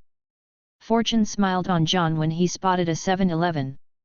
Although he had never been inside one, he had a vague idea of what might be inside. He hurried in, welcomed by the warmth and the jingle of the door.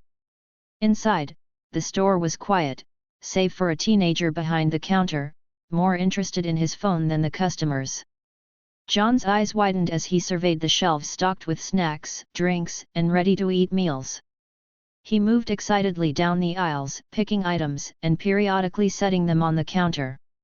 The cashier barely looked up, nodding when John asked him to wait.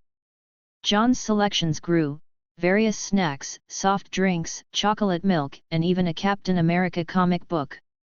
Though not a necessity, John thought the comic might be a nice addition to his hideout, especially with Christmas around the corner and few entertainment options available. Once his backpack was full, John approached the counter with his final selections. The teenager finally looked up, scanning the pile of items before eyeing John. "You got money, right?" he asked languidly. John nodded eagerly, ready to complete his first independent purchase. John carefully watched as the cashier scanned each of his chosen items, packing them into his backpack. He pulled out his hard-earned cash. The cashier, nonchalant, meticulously counted the money, first the stack of $5 bills and then the smaller change. Once the total was reached, he handed John his change without further question. John felt a sense of relief and gratitude that the cashier hadn't pried into his situation. With his backpack now heavy with goods, he made his way back to his hideout, feeling a bit more secure in his newfound independence. The first week of living on his own was a mix of routine and vigilance. Apart from a nerve-wracking moment near a police officer, John managed to keep a low profile. He settled into a pattern of selling ink cartridges to the pawn shop owner and replenishing his supplies at the 7-Eleven. Initially relying on snacks for sustenance, John eventually gained enough confidence to ask for a hot dog and sandwich, finding them more filling and economical. This change in diet allowed him not only to enjoy his Captain America comics but also to start saving for Christmas gifts. John's visits to the pawn shop became more than just business transactions. He formed a friendly rapport with the owner, whom he respectfully referred to as the old man. His curiosity about the price of the suit of armor was a testament to his dreams for a better future, even though the cost was too high for his modest budget. In his second week of living independently, John experienced something that blurred the lines between his reality and the fantasy world of his comics. While running from a group of menacing adults, John imagined a heroic rescue straight out of a Captain America comic. A figure clad in stars and stripes swooped in, wielding a shield just like Captain America, and enveloped the attackers in a mysterious black cloud that silenced their threats. Frightened yet mesmerized, John hurried back to his hideout, his thoughts a whirlwind of confusion and awe. Later, his imagined savior reappeared, this time morphing into a robotic dog with shining black armor and glowing red eyes. To John, it seemed like something out of a comic book battle, a formidable adversary to Captain America, yet in his fantasy, it was a friendly protector. This robotic dog captivated John with its ability to transform into various forms, from a robotic Captain America to other fantastical machines.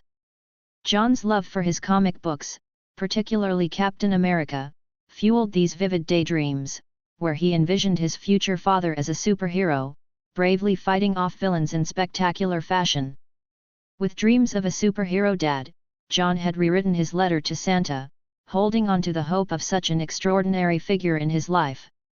His vivid imagination, fueled by his robotic dog-like friend, inspired him to take on the role of a hero himself. Despite his concerns about maintaining his secret identity without a costume, John's friend assured him the cover of night would be enough. Emerging from his hideout into a snowy evening, John's love for snow momentarily distracted him, yet he stayed focused on his self-assigned mission. Navigating through the less frequented parts of town, John realized that finding crime to fight was not as straightforward as in his comics. The absence of distress calls or evident wrongdoing left him unsure of where to direct his heroic efforts.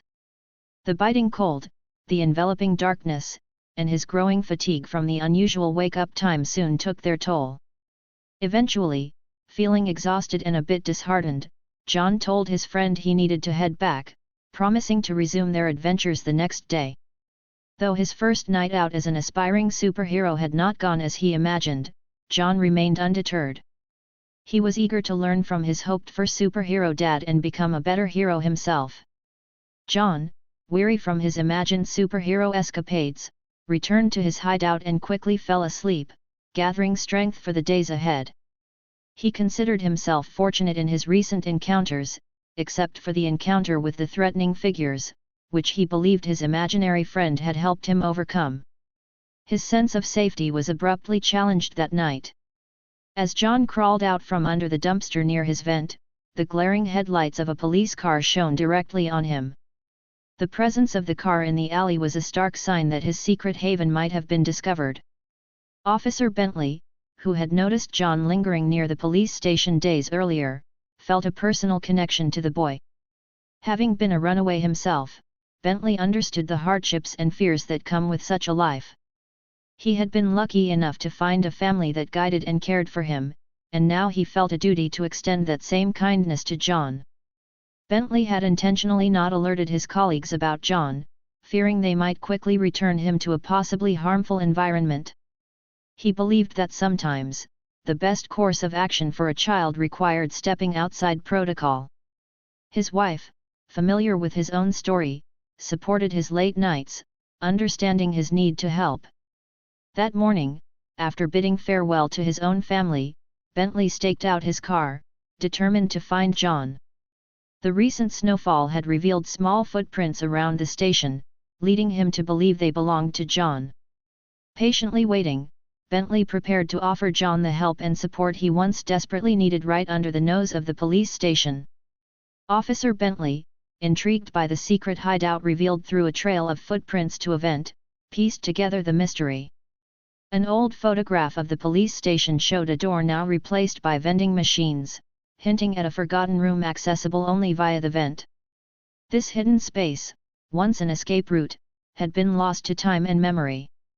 Confronted with the challenge of accessing this room, Bentley realized he couldn't move the heavy dumpster or the vending machines without help, which he was reluctant to seek.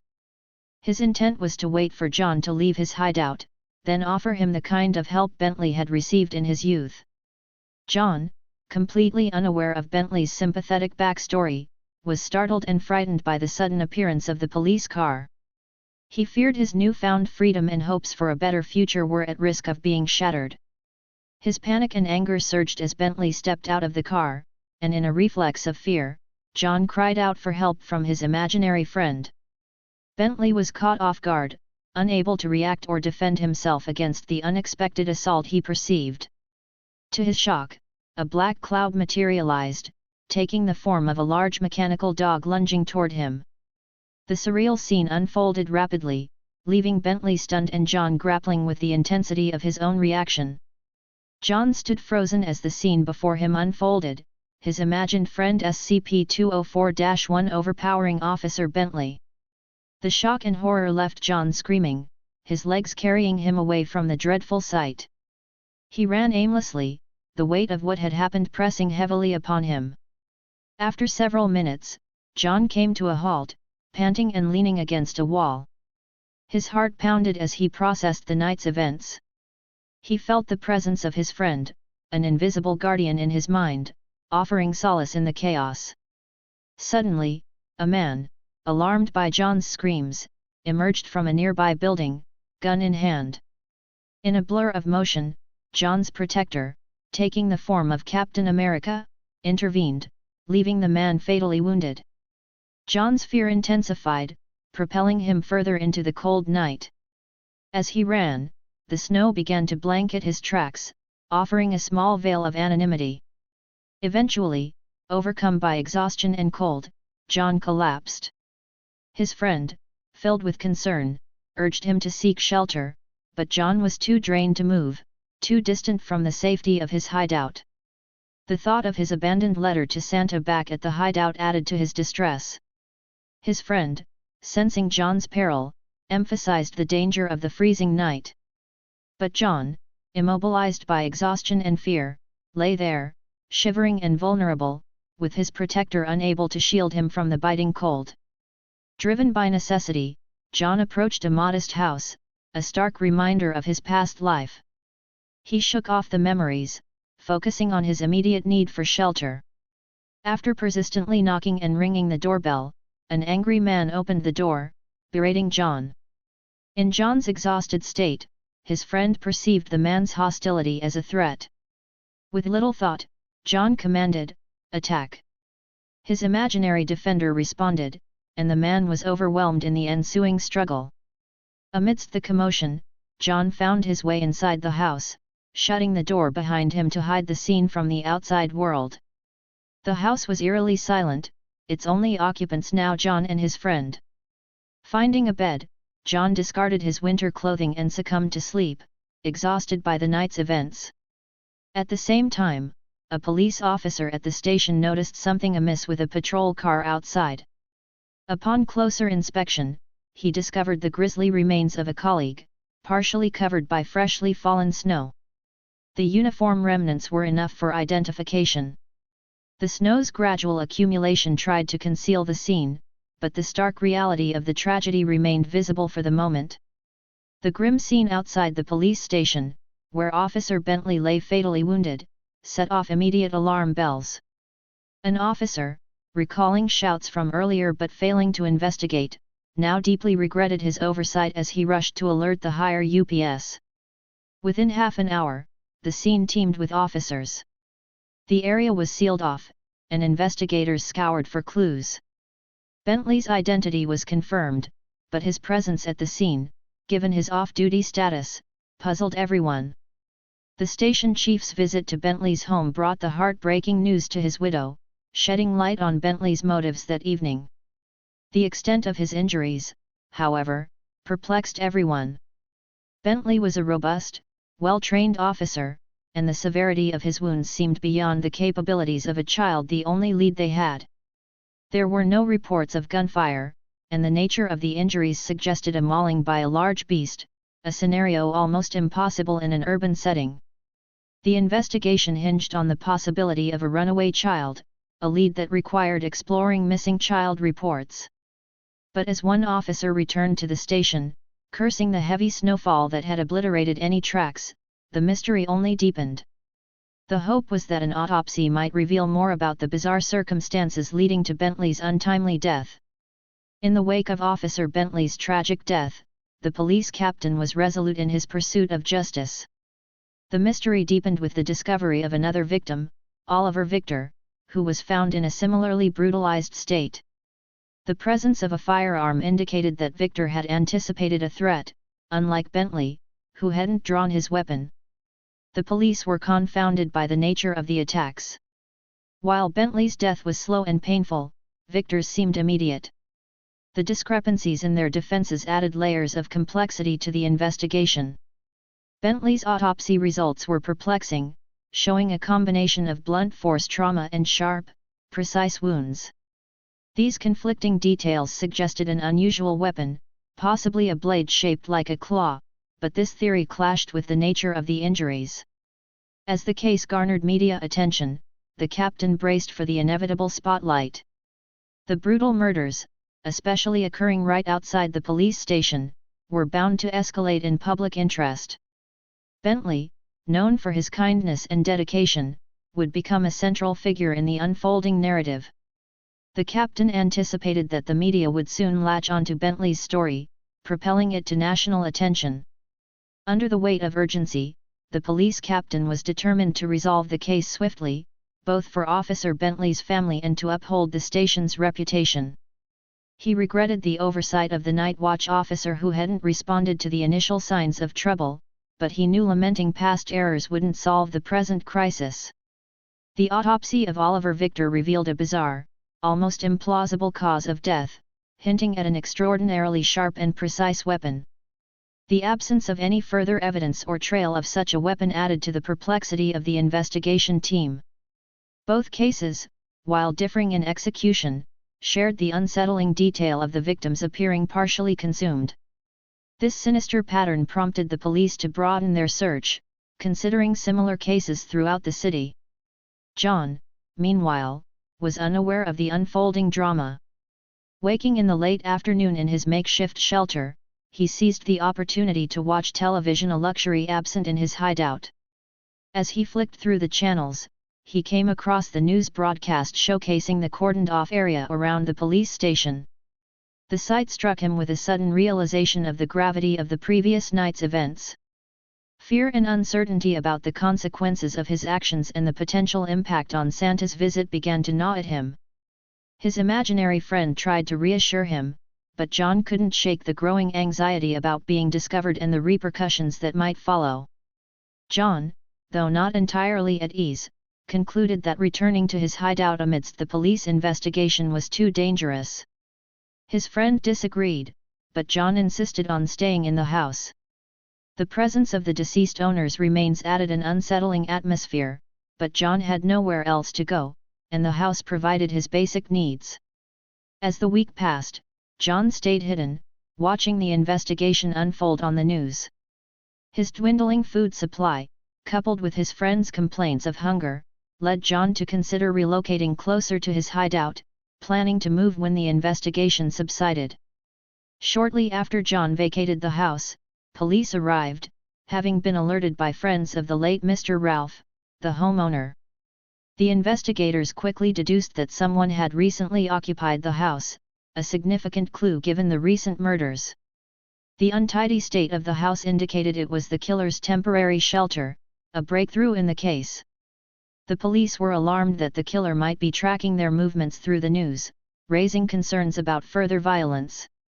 Preliminary findings suggested Mr. Ralph's death occurred on the same night as the other murders, deepening the mystery and urgency of the investigation. The urgency of the investigation escalated with the looming threat of the killer striking again. During the search of the house, the lead investigator made a notable discovery: a drawing with childlike simplicity, clearly not belonging to Mr. Ralph. It depicted a family, a large dog-like figure, and a circular object resembling a shield, possibly linked to the weapon used in Victor's murder.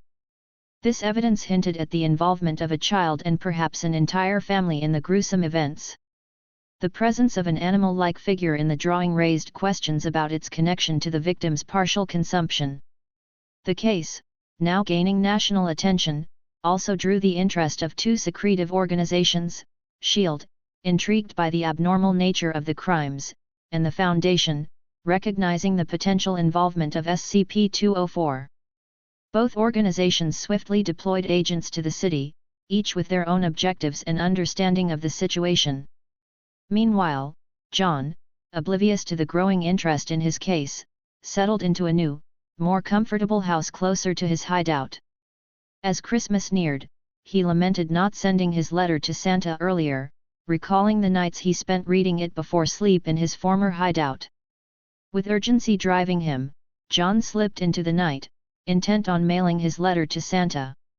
The city, however, was on high alert, with police urging residents to look out for a child potentially linked to the recent killings. John's presence didn't go unnoticed. Jonathan, out walking his dog, called out to him. Startled and fearful, John's reflexive command to his friend resulted in yet another horrifying outcome. Carefully, John approached his hideout behind the police station. As he retrieved his belongings, a hidden camera installed in response to the ongoing investigation captured his movements, a detail John was blissfully unaware of. After successfully mailing his letter, John pondered his next move. He thought about visiting the old man at the pawn shop but realized the hour was too late. With only 3 days left until Christmas, the city was gripped by fear following the discovery of more victims, including a man and his dog and a family of 4. The mounting casualties, combined with the police's seeming helplessness, had triggered widespread panic. The usually festive season was overshadowed by a rush on weapon purchases, a grim indicator of the public's growing sense of vulnerability. With the killer still at large and the city on edge, the police were cautious about conducting thorough searches, wary of inciting further panic among the already fearful residents. Both SHIELD and Foundation agents were also actively involved in the manhunt, each facing unique challenges in their pursuit. The Foundation agents, in particular, had to operate covertly to avoid attracting undue attention. As Christmas loomed, a major break in the case occurred on December 23. A newly installed security camera at the police station, set up following Officer Bentley's tragic demise, captured crucial footage. This led to the startling discovery of a hidden door behind the station's vending machines, unveiling a long-forgotten extension of the station. Upon investigation, this hidden space revealed evidence of a child's presence, indicating it had been used as a hideout. Further inquiry pinpointed frequent visits to a nearby 7-Eleven. Interrogating the late-shift cashier at the convenience store helped establish a more precise timeline of the child's activities, eventually leading to the identification of the runaway.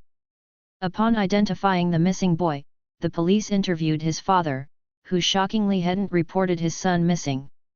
This negligence, combined with a clue from the boy's laptop about wishing for a new family, hinted at deeper issues at home. However, the notion that Santa Claus had granted the boy's wish was quickly dismissed. The investigation encountered roadblocks. The only DNA evidence at the crime scenes belonged to the boy and the victims. This suggested the boy's involvement but raised questions about the presence of any adults or the existence of the new family depicted in his drawings. The random nature of the murders puzzled investigators, with no apparent motive or connection among the victims.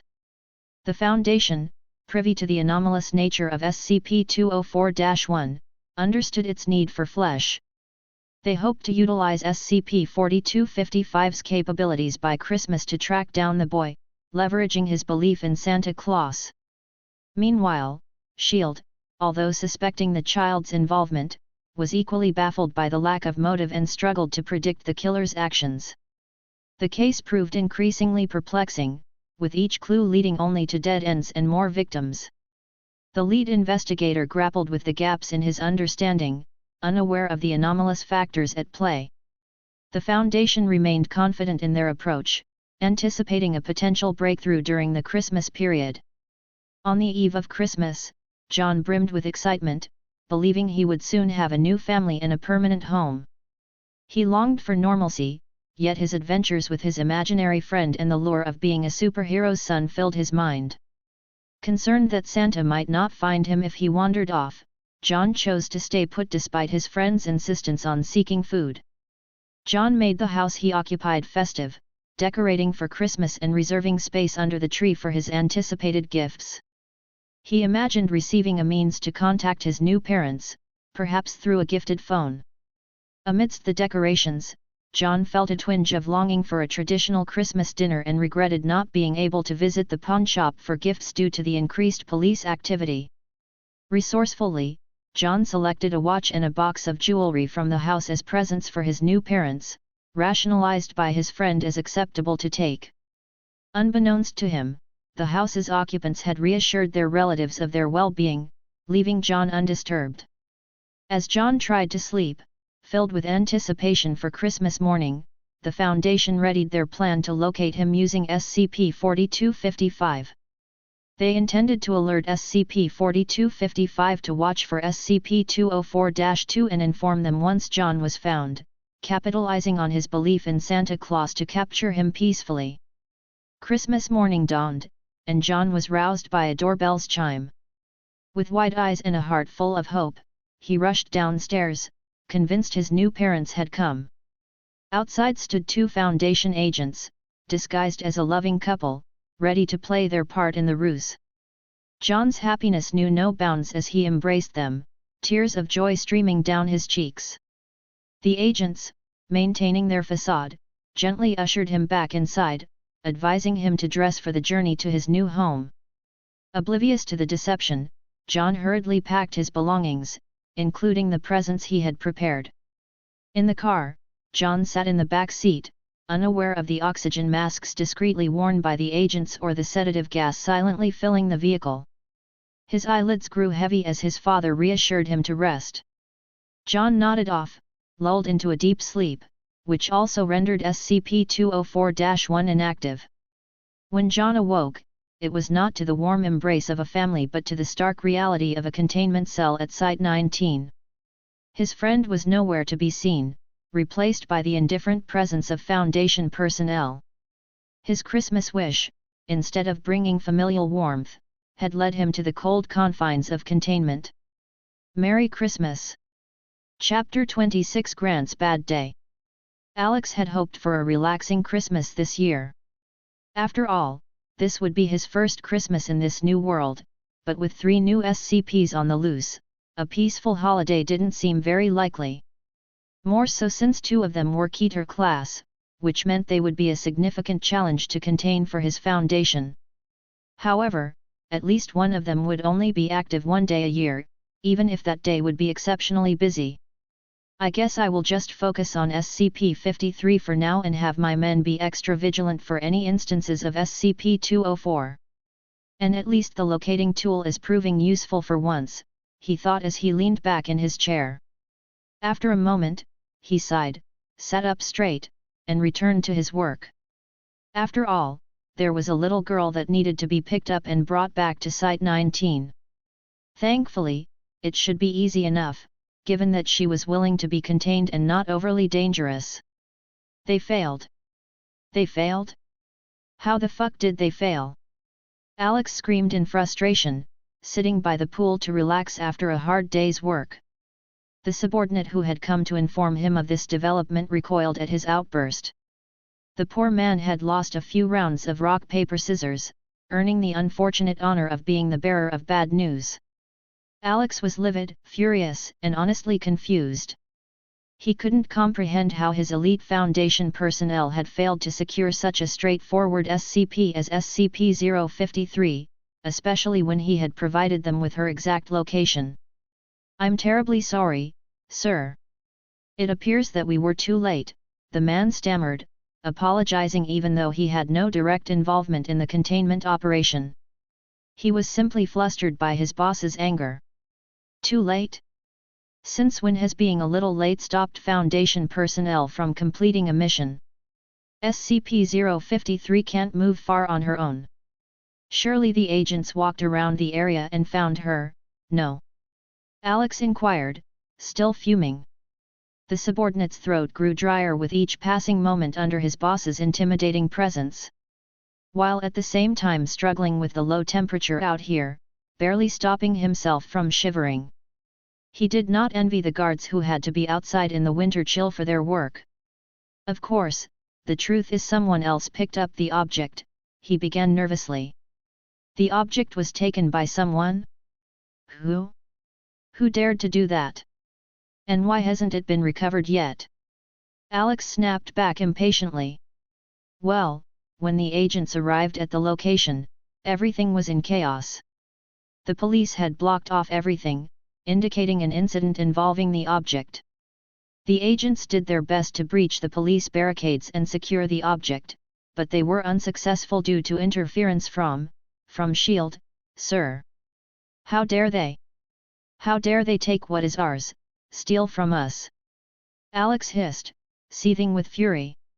In the midst of his outburst, he threw his glass at the attendant, whose only fault was losing at rock, paper, scissors. Despite the unfair treatment, the attendant didn't dare speak up, fully aware that further angering the boss could lead to a demotion to D class. I hope the agents are working on rectifying this temporary loss of our little girl. Alex demanded, his glare fixed on the man. Yes, sir, they are addressing it immediately. Our cautious approach so far has been to avoid alerting S.H.I.E.L.D. to our existence while we work on securing SCP-053, the attendant replied. Well, make sure she is contained as soon as possible. And remind the agents responsible that S.H.I.E.L.D. is unaware of the object's true anomalous nature as well as the full extent of her abilities. Use that to our advantage, Alex instructed sternly. The attendant nodded vigorously. Yes, sir, right away, sir, he said, seizing the opportunity to exit the tense situation. Left alone, save for his mandatory guard, Alex brooded in silence. His Foundation had never before experienced setbacks like this, not since coming to this new world, at least. Always managing to outmaneuver S.H.I.E.L.D. in securing SCP objects, always a step ahead.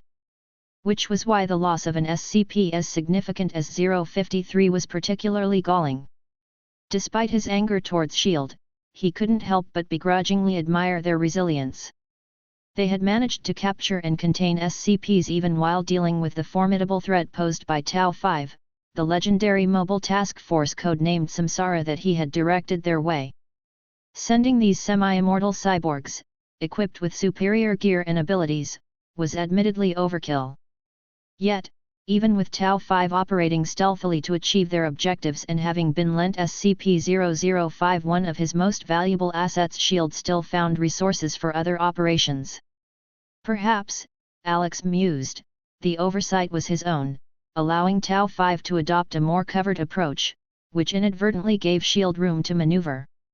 After all, a key that could open any lock was immensely useful.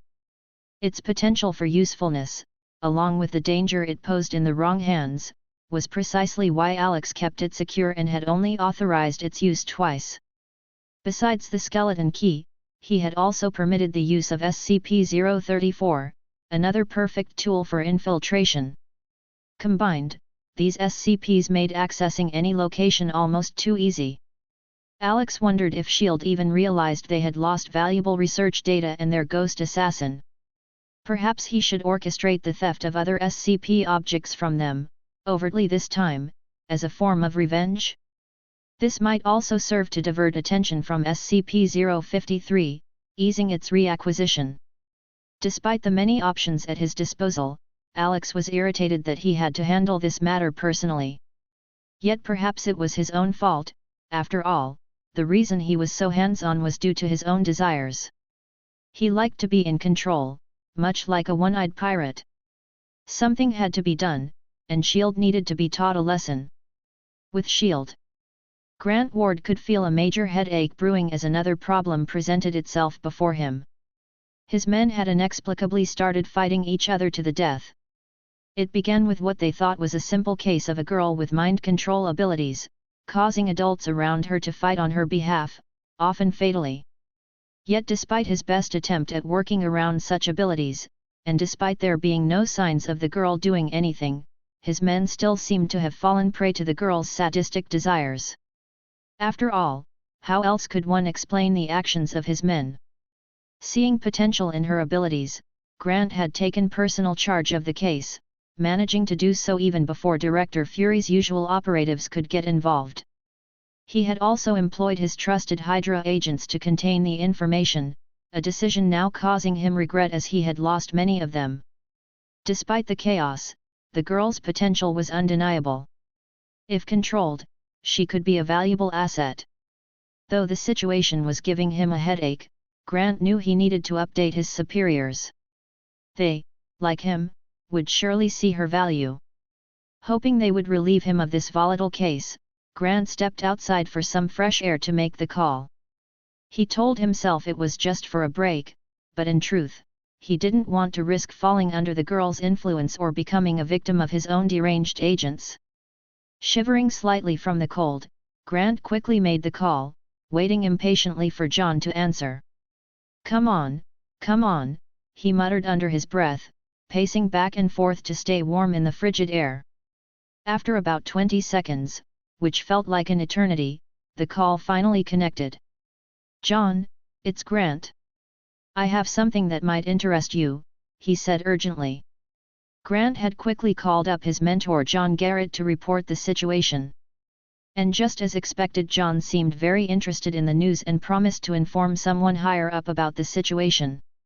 Pierce's mood soured slightly upon hearing Garrett's voice. Not due to disinterest but because Fury was in the office, likely listening in. "Ah, Garrett, lucky for you, Fury is here right now, so you can avoid repeating this call," Pierce informed him, hinting at the need for caution. Garrett suppressed a curse. He knew that calling Pierce directly hadn't been the best call, but Grant's situation had sounded dire with the loss of many agents, yet now Fury's involvement complicated things further. "Well, I'm sure he will find this interesting. It's about a little girl with some sort of mind control abilities.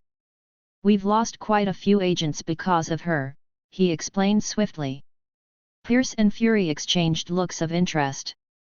Despite Pierce's inward cursing, both were keen to hear more. "We are indeed very interested, Garrett. Please continue and provide more details," Pierce urged, glancing at Fury for a nod of agreement. Garrett quickly explained what he had been told by Grant, how Grant had been at a street corner where people had erupted into a deadly fight around a little girl. He had been close by when it happened, dining in a nearby restaurant. Quickly arriving at the scene, he witnessed the police, after trying to approach the girl, begin to fight amongst themselves. From a safe distance, Grant observed the chaos. Normal individuals were acting irrationally, violently fighting over the girl. He deduced that the source of this anomaly was the girl herself. To avoid falling under her influence, he maintained a safe distance and called in reinforcements. His goal was to get the girl to a secure location, preferably a Shield/Hydra facility nearby while keeping everyone involved at a safe distance. He briefed his men on the necessary precautions before retreating to the safety of his car. As Garrett relayed Grant's report to both Pierce and Director Fury, he was careful to omit sensitive information Fury shouldn't know, ensuring he sounded like everything was solely on S.H.I.E.L.D.'s behalf. He concluded by informing them that Grant had secured the girl in a nearby facility. He described how the men, after transporting her, began exhibiting the same violent behavior as the police officers at the scene. A large fight had broken out during the attempt to isolate her. To prevent further incidents, both the girl and the affected agents were isolated. Pierce and Fury absorbed Garrett's report, their minds racing. Pierce pondered how to exploit the girl's powers, planning to retrieve her from Fury's control. Meanwhile, Fury assessed the risks posed by the girl, given the chaos she had already caused. They recognized the need to relocate her but were cautious about further endangering personnel, given the uncertain nature of her abilities. Outside, as Grant paced, reporting his findings, he was unaware that Foundation agents were closely monitoring him. Debating whether to intervene now or wait, they knew the girl, SCP-053, was unharmed due to her anomalous properties. Their mission was to track and recover her discreetly. The dilemma of acting now or waiting weighed on them, given their limited manpower and the uncertainty at the S.H.I.E.L.D. facility. They hesitated, knowing the difficulty of their mission would only increase over time. After consulting their superiors, they received orders to act immediately. As Grant ended his call, a tranquilizer dart hit his neck. He reached up, feeling the dart, but it was too late. The tranquilizer took effect, and as his consciousness faded, shadowy figures swiftly subdued him, preventing any alarm. With Grant incapacitated, the Foundation agents quickly accessed the facility using his keys. They deposited his unconscious body inside and set to work. Splitting into two teams, one disabled the surveillance while the other secured SCP-053. Moving with precision and non-lethal force, they took control of the facility, uploading a virus to erase any footage and evidence. Aware of S.H.I.E.L.D. and Hydra's penchant for backups, they meticulously erased all traces of their presence. Within 30 minutes, they vacated the premises with SCP-053, heading to Site-19 for her containment. This operation caused a stir at S.H.I.E.L.D. Despite losing SCP-053 after only a dozen or so hours, they had gleaned enough about the girl's abilities to understand her potential as an asset. Their frustration at her loss was palpable. This incident marked the first major clash between S.H.I.E.L.D. agents and Foundation members over an SCP, but it would be far from the last time such a thing would happen. Chapter 27 Furious Fury.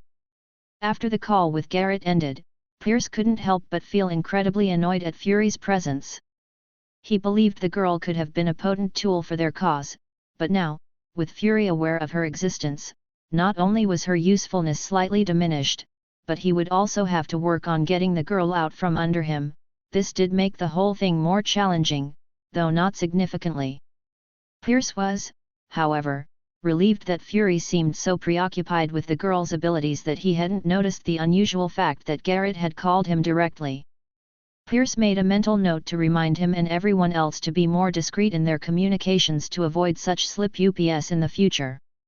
Fury, meanwhile, was deep in thought about the girl, her abilities, and the risks she posed. He acknowledged Grant's intelligence and guessed that the agent had taken appropriate precautions, yet heavy casualties were still incurred. This raised concerns about the feasibility and risks of safely containing the girl. Fury wondered if her mind control was a defensive mechanism or if she simply chose not to enslave people at will. So far, it sounded like she just had them fight each other. With these considerations in mind, Fury headed back to his office, deciding to send reinforcements to the facility. Trusting Coulson and Hill for the task, he made sure they were aware of the girl's abilities to avoid falling under her influence. He also contemplated deploying Clint or Natasha, given their skills would prove helpful in handling controlled agents at a distance. Clint seemed the better choice due to his ranged expertise. Site-001, with Alexander. Alex had barely progressed in his plan to distract S.H.I.E.L.D. and recover SCP-053 when he received the news that she had already been secured. The girl was en route to Site-19 for containment, with the cell prepared and the staff briefed. This swift recovery was a small relief, but Alex knew the complexities of dealing with such anomalous entities were far from over. Still, this news significantly lifted Alex's spirits, marking a positive end to his day. On the other hand, it meant that, for the first time, S.H.I.E.L.D. would realize that a skilled and resourceful entity was covertly acquiring their people of interest and valuable objects. Alex had so far stayed completely under S.H.I.E.L.D.'s radar. They were unaware of the numerous losses they had incurred from the files of Project T.A.H.I.T.I to the blueprints for building the stabilizing chamber for Ava Star. Now, another of his task forces was preparing to secure the Ghost herself, an operation that would undoubtedly alert S.H.I.E.L.D.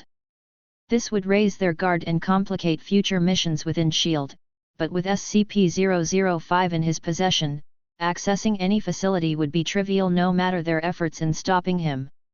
Alex knew he had to prepare for the eventual discovery of the Foundation.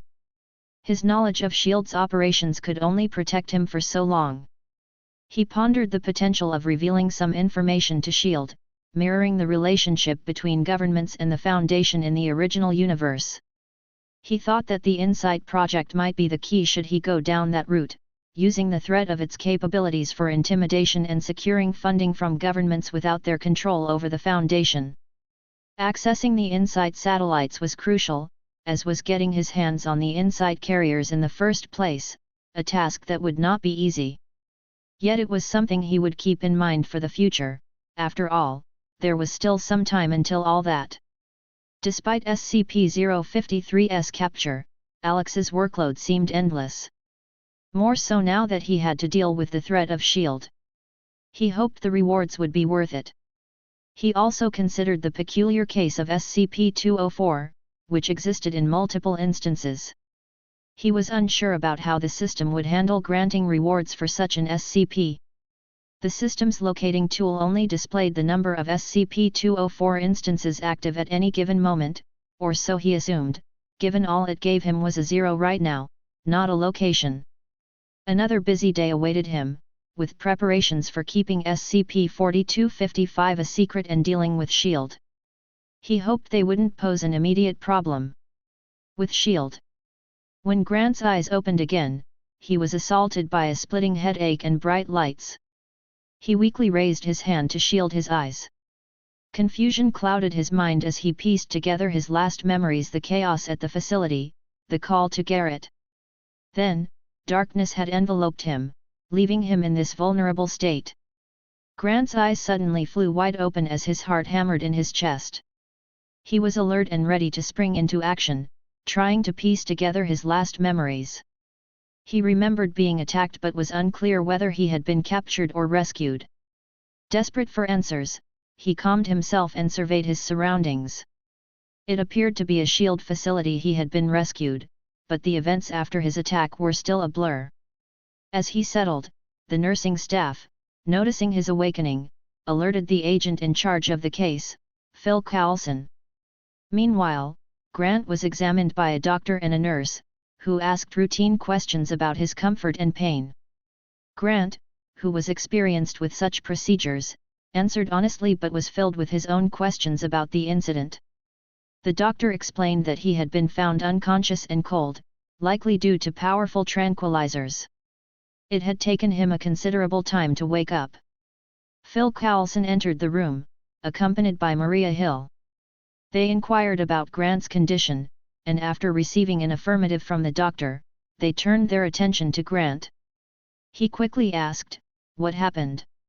Coulson explained that after receiving a call from Fury, he and Hill had been tasked with the mission. They had attempted to contact Grant but to no avail, which had increased their urgency to reach the facility. On arrival, they found Grant unconscious by the door, along with other incapacitated agents and staff. However, there was no sign of the little girl. Hearing about the missing girl, he couldn't help but ask about the agents he had locked in with her. As he was told of the fate of all 8 agents, he couldn't help but clench his fist hard. Grant couldn't help but curse. His mission had failed, and he had lost 8 loyal men for nothing, feeling humiliated by the ambush. "Do we know who did it?" he asked. Coulson could only shake his head. They had hoped Grant could shed more light on the attackers.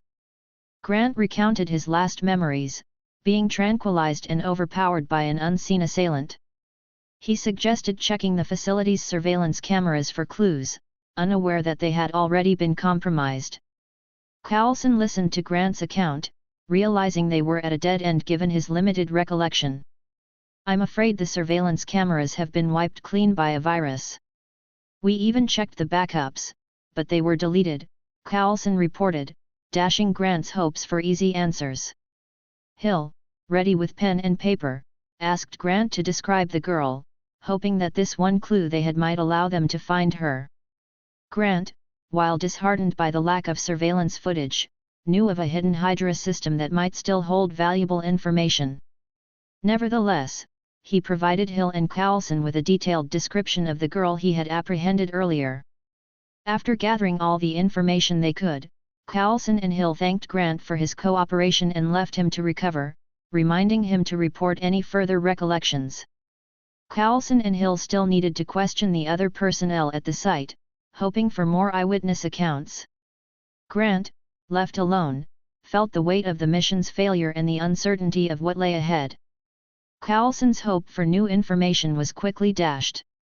After interviewing all the guards and staff who had regained consciousness, no one could add anything more. Strangely, they all seemed to suffer from amnesia, having forgotten several hours leading up to the attack. This only underscored the skill and efficiency of the attackers, leading Coulson to conclude they must be part of a well-resourced and skilled group. With the daunting task of reporting his findings, or rather the lack thereof, to Director Fury, Coulson wasn't feeling optimistic. He knew this case had already troubled Fury, and being the bearer of further bad news was not how Coulson preferred to spend his time. Nonetheless, he knocked gently on Fury's door. "Come in," came the swift response. Coulson entered and closed the door behind him, preferring to avoid any eavesdroppers while potentially facing his boss's displeasure over a situation beyond his control. "So, what do you have for me, Coulson?" Fury immediately inquired about the investigation into the attack on the SHIELD facility and its personnel. "Not much, I'm afraid, sir. Other than Agent Grant, everyone else seems to have suffered amnesia, forgetting about 3 hours prior to the incident, including the incident itself. Whoever's behind this ensured that all digital traces were deleted, both from the facility and from every camera within at least a 3-block radius. We are currently expanding our search, Coulson reported. Fury listened silently, but his mind was anything but still. Numerous theories raced through his thoughts: who was responsible for this attack and the girl's abduction? If the girl was an experiment, it made sense that her creators could have embedded a tracker in her to locate her if lost. The idea of a child with mind control capabilities being lost was distressing and needed to be addressed swiftly. Determined to recover the girl, Fury considered the possibility that a group was manufacturing or exploiting children with abilities. S.H.I.E.L.D. was the only safe haven for such children, both for their safety and the world's. The kidnapping perpetrators had covered their tracks effectively, leaving them with little to go on except the girl's description. Fury's voice thundered at Coulson, filled with unmistakable ire. "I won't tell you what I'm feeling right now, Coulson, because I'm sure you damn well know. I want answers, I want results, and I want them fast. So get out there and find me some answers. Find out who had the audacity to attack us and take them down. Understood, Coulson?" Coulson nodded meekly, the weight of the directive clear. "Yes, sir. I will make it my top priority," he vowed, quickly exiting Fury's office to resume the search for answers. Left alone in his office, Fury sat in silence, ruminating on his thoughts. He had faced much in his years at S.H.I.E.L.D., from alien invasions to beings with incredible powers. But a direct, brazen defiance of a S.H.I.E.L.D. facility? This was a first, and it was not sitting well with him. Fishing into his pocket, he pulled out a small, modified communication device.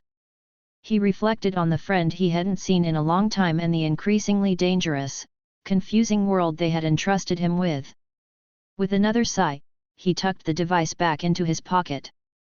"Whoever you are, I will find you, and I will stop whatever you're planning," he silently vowed, returning to his work with renewed determination.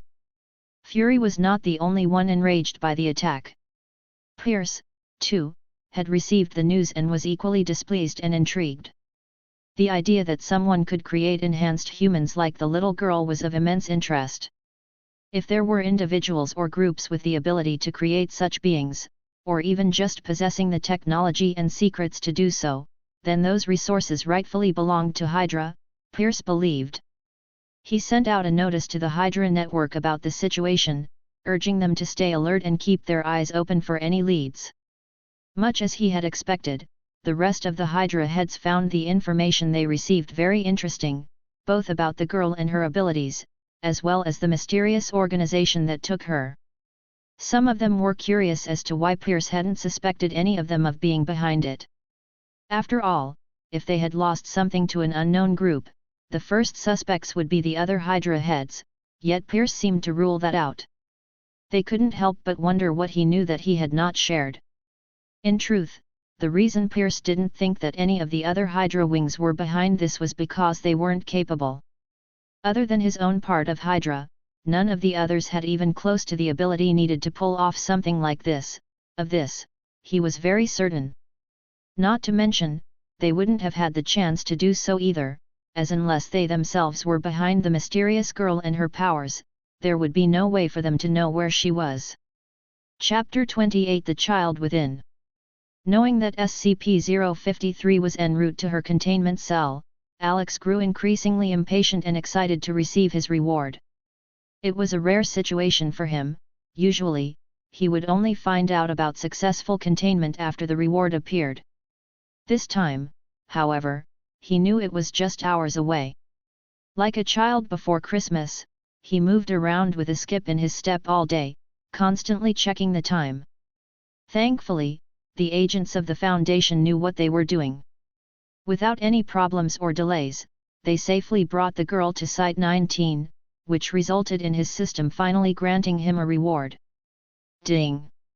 Congratulations to host for the successful containment of SCP-053. Rewards are being given out. Ding! Congratulations to host for acquiring the trait Childlike. The reward was welcome, another trait.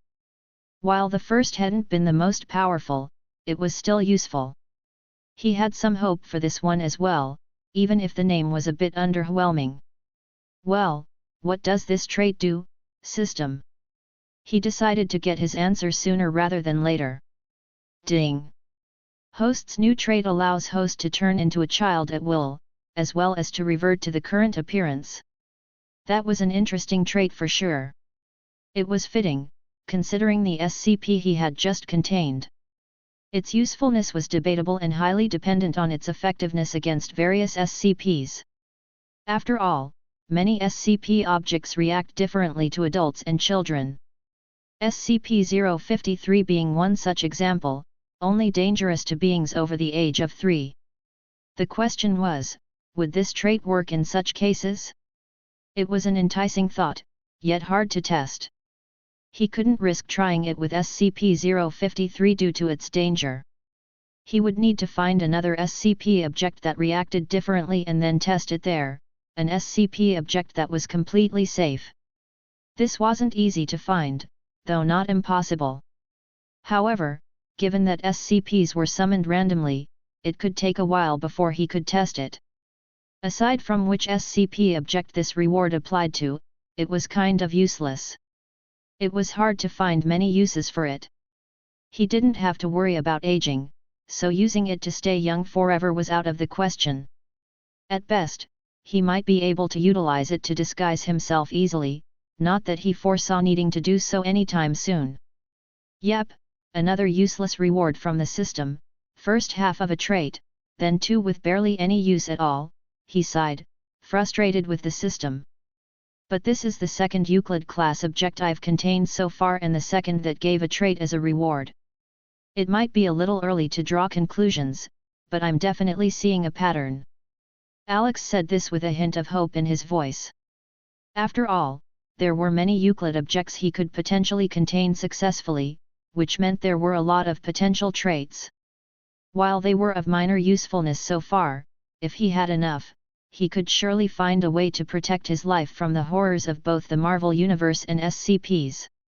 Still, while this trait might be relatively useless, I've got to at least try it out once, right? He said to himself as he took the elevator up to his chambers. He wanted to use a proper mirror rather than the reflective surfaces of the bunker, and he did have some large mirrors in his room.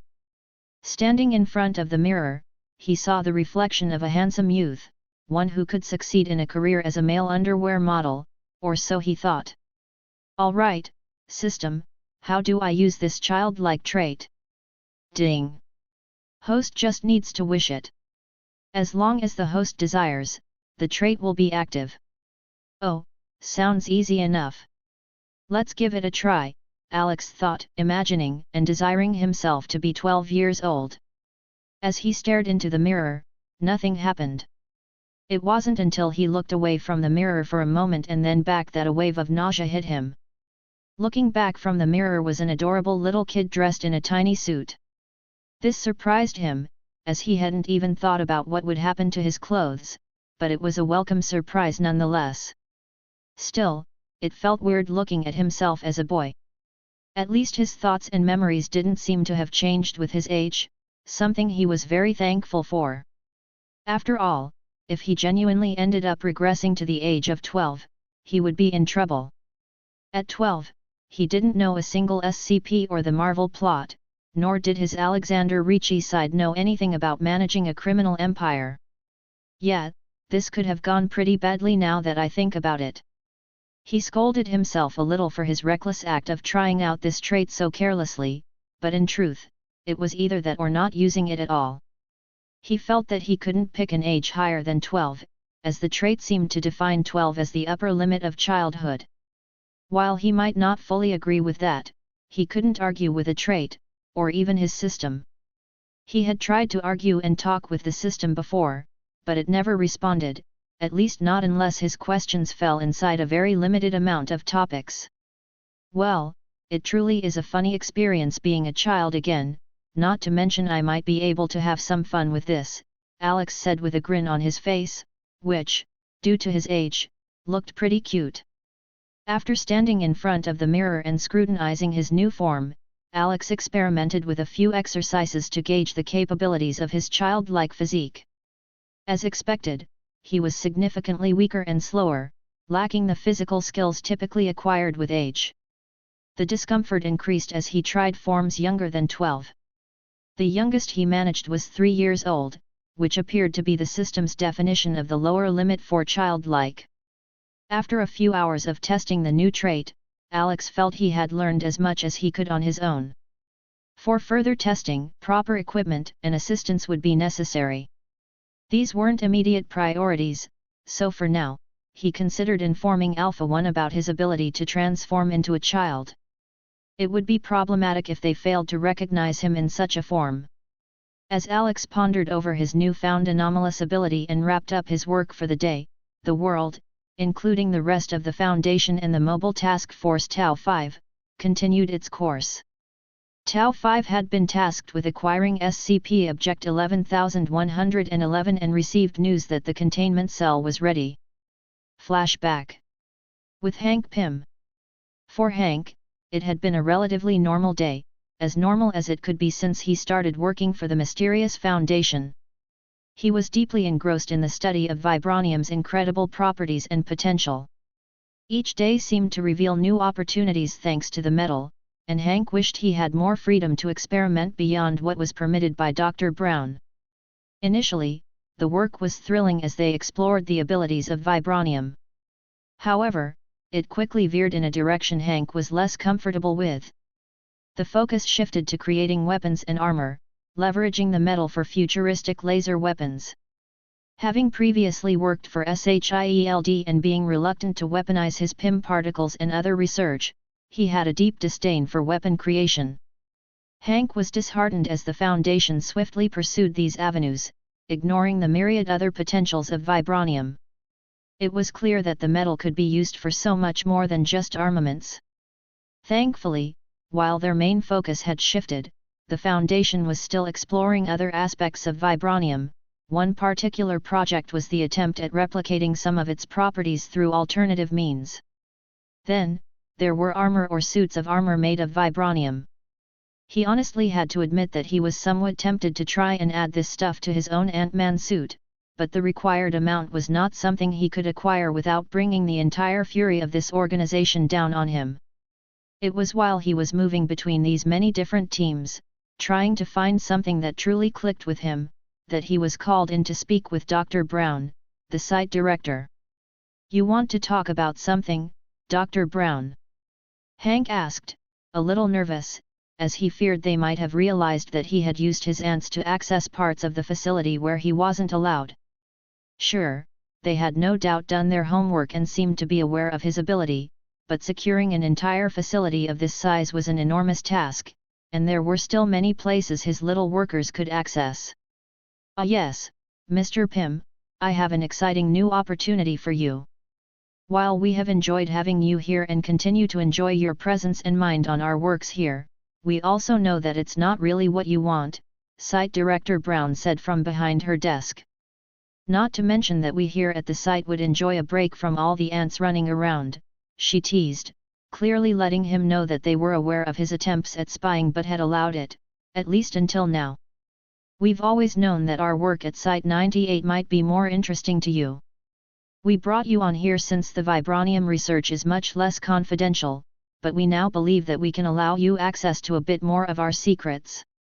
She teased him, piquing his curiosity, something she clearly enjoyed doing, not just with him but with all the researchers she worked around. "And what kind of work do you imagine I may be interested in that you are doing at this Site-98? Hank asked, grateful that she hadn't pushed him on the whole spying thing and curious why they decided he could be trusted while knowing he was spying. Site-98 is the headquarters for dimensional research, including the quantum dimension, she said in a tone that clearly conveyed she knew this had piqued his interest. "The quantum realm, you say? That's very dangerous, Dr. Brown, very dangerous," he warned, his tone serious, not denying his curiosity. This Foundation clearly wasn't like SHIELD, no, they were far more careful with everything they did regarding research. He didn't doubt that they would also be far more careful with something as dangerous and volatile as quantum energy and the quantum dimension. Which meant that perhaps for the first time, he had a tiny bit of hope for being able to push forward his exploration of the quantum realm more and maybe, just maybe, find Janet. Oh, we are well aware of the danger of such a thing and do not undertake such research lightly. We've recently encountered a...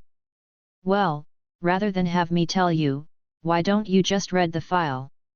She said as she pushed a paper folder from her side of the desk toward where he was standing. You can just take the folder with you and let me know what you think tomorrow. How does that sound? Hank knew that he had been dismissed. He did not blame her, she was busy, without a doubt. Well, right then, I will give this a read, he said as he picked up the file. And then you can just call me tomorrow when you have time, and we can discuss this reassignment to Site 98. If I'm not interested, I might as well just quit, Hank added. Dr. Brown agreed with him, promised to talk back later, and then sent him off. Hank couldn't help but recognize a name as he read through it. Elijah Starr is a familiar name indeed. It is someone he had worked with back at SHIELD. Now that did bring back memories. He thought to himself as he kept on reading the file he had gotten. As he did, he got quite a shock as he realized some of this data he was reading had been stolen from S.H.I.E.L.D. Hank knew S.H.I.E.L.D. pretty well, or at least he liked to think he did, which meant he realized that stealing from them wasn't easy at all.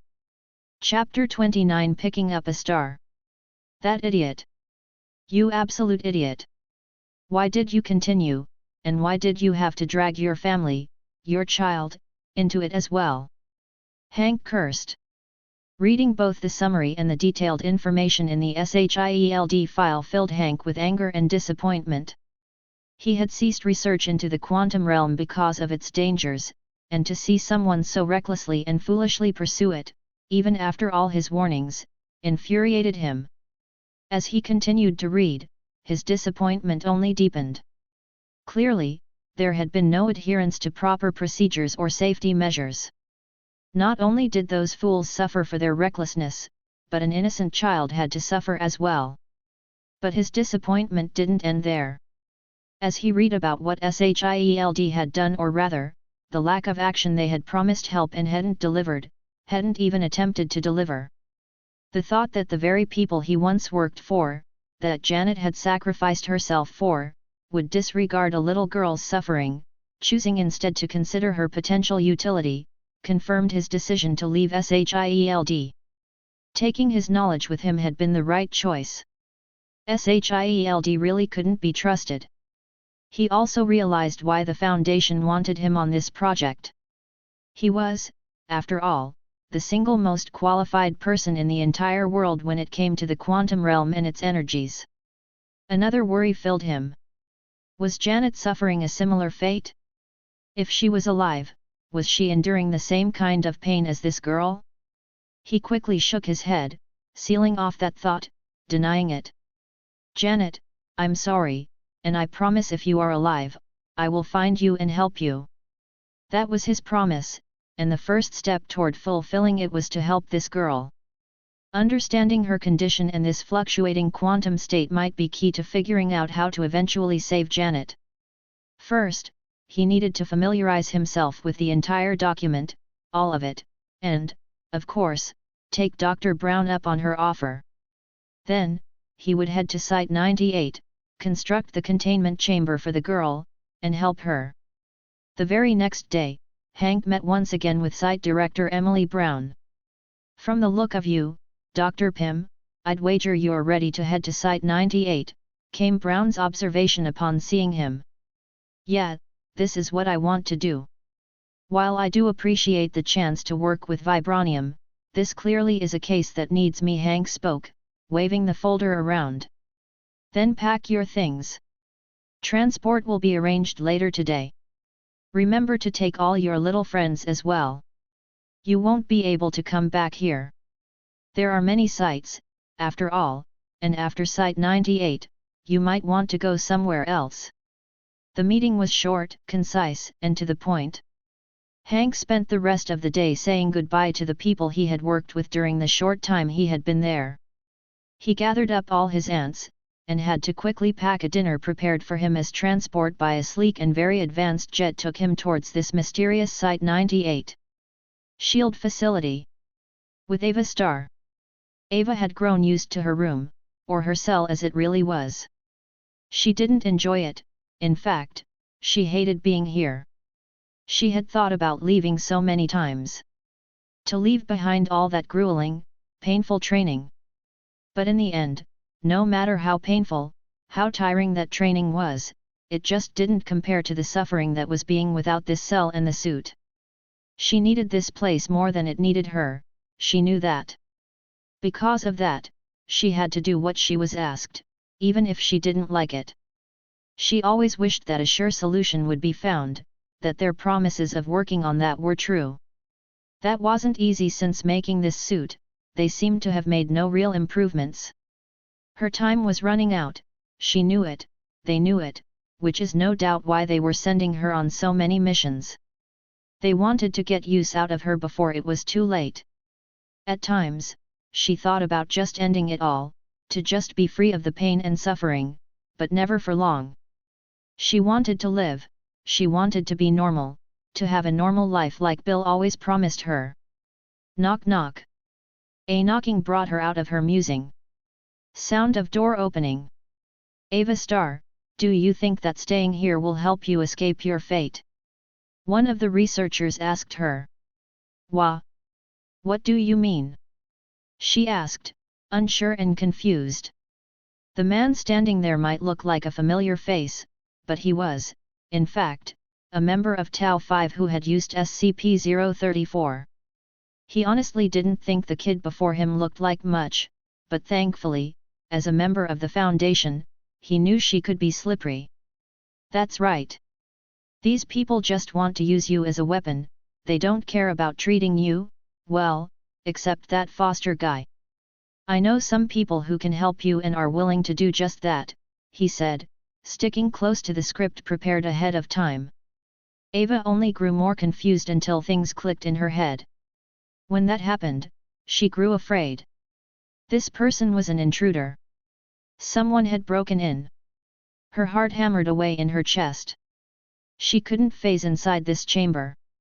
She was trapped in here with him. Seeing she was afraid and panicking, he quickly attempted to calm her down, having her come willingly would make this a lot easier. Even if he had gotten permission to drop the subterfuge. Now, don't be afraid, girl. I'm here to help. Even Bill Foster can come with you to a place where you can get help and not be trained like here, he reassured. She wasn't sure if she could trust his words, he was clearly a spy of some kind. Which was strange, considering she thought SHIELD was supposed to be the best spies. Seeing that he wasn't getting a response, he figured that it was best to go with Plan B, move the girl out of here by force. Once she was in the containment cell made for her, well, she wouldn't be able to leave without feeling a lot of pain if the file about her was right. Meaning she wouldn't try to flee, and even if she did try, she would fail. After all, the Foundation knew what they were doing. Target resisting, going with Plan B1, he said to the rest of Tau 5, who was listening in and drew the weapon made for this mission. A special, one-of-a-kind tool that would be able to knock the girl out, even if she tried to phase. Hearing his words and seeing him draw his weapon, Ava was scared and tried to phase. It wasn't easy, the chamber was made to stop it. But if she didn't phase, she would get caught. Pushing against the back wall as she pulled up the pane and tried to use her ability, she failed to see the man shooting her with a purple glowing dart. Ah! She exclaimed at the pain before suddenly feeling all the pain she was normally experiencing, even the lower pain, which never went away from being in the chamber, was all gone. Confusion and relief were the last thoughts to pass through her mind before she passed out, falling into a more peaceful sleep than ever before. Target secured, making my exit now, he said in an emotionless voice as he picked up the young teen and slung her over his shoulder, as he pulled out his normal gun from under the white robe he was wearing and made a beeline out. Thanks to the data they had already stolen about the object, they were well aware of all the measures taken to prevent her from running off. Which was why they weren't alarmed when the alarm went off moments after he brought her out of her chamber. Thankfully, the pitiful amount of resistance the staff at this place could muster was nothing compared to Tau 5. Without the need for stealth and with only Bill Foster, who couldn't be eliminated, they didn't have to hold back. After all, Foster had already been secured and was sleeping in the transport. Taking a predetermined route through the building and shooting anything that moved with deadly precision ensured it took no more than 5 minutes to exit the building. Under the cover of explosions, a large van left the area and soon disappeared among dozens of replica vans. Tau 5 reporting, SCP Object 11111 secured and en route to containment site. The secondary target, 1 Bill Foster, also secured. Understood. Congratulations on the success of your mission, Tau 5. Please proceed with Exit Strategy Alpha 4. Proceeding with Exit Strategy Alpha 4, was all the members of Tau 5 said. As one of the most elite mobile task forces of the Foundation, they remained fully serious at all times while on a mission.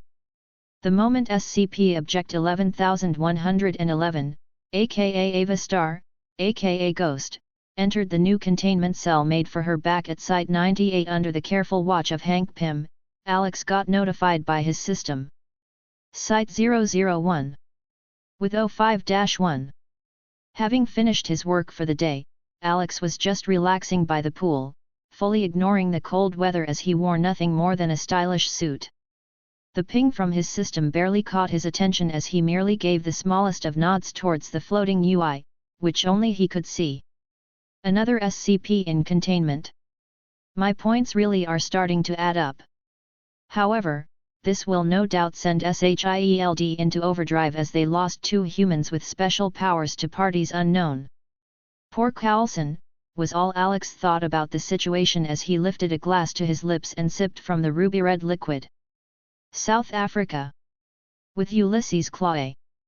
It hadn't been a good time for Ulysses since he had been robbed.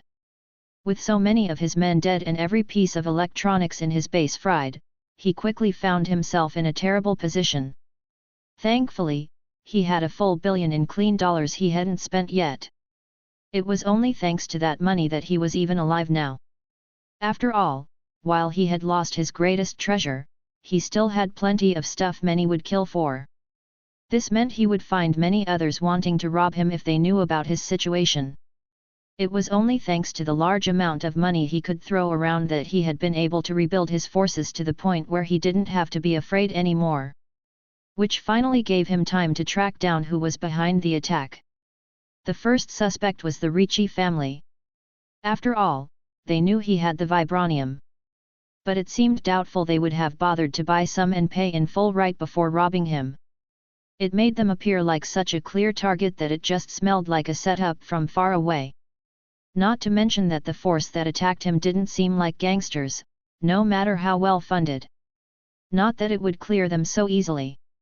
He had also sold some of the weapons they had requested, which they once again paid for in full. It just didn't seem like something they would do if they had just robbed him. So, he was still suspicious of them, but he felt they had to be nothing more than a distraction. They probably want me to attack Ricci. That's why they left me alive, he mused as he sat in a tent outside his base since they were still working on replacing all the fried electronics. Must be someone who knew about the vibranium, maybe they are the same people who filled Ricci in on the information? Maybe they used him to verify that I indeed had the goods. He racked his brain over it again that night, as he had done every night since the raid. Ulysses might not have a fancy nickname like Overkill, but he wasn't about to take this one lying down. As soon as he figured out who was behind it, he would make them pay.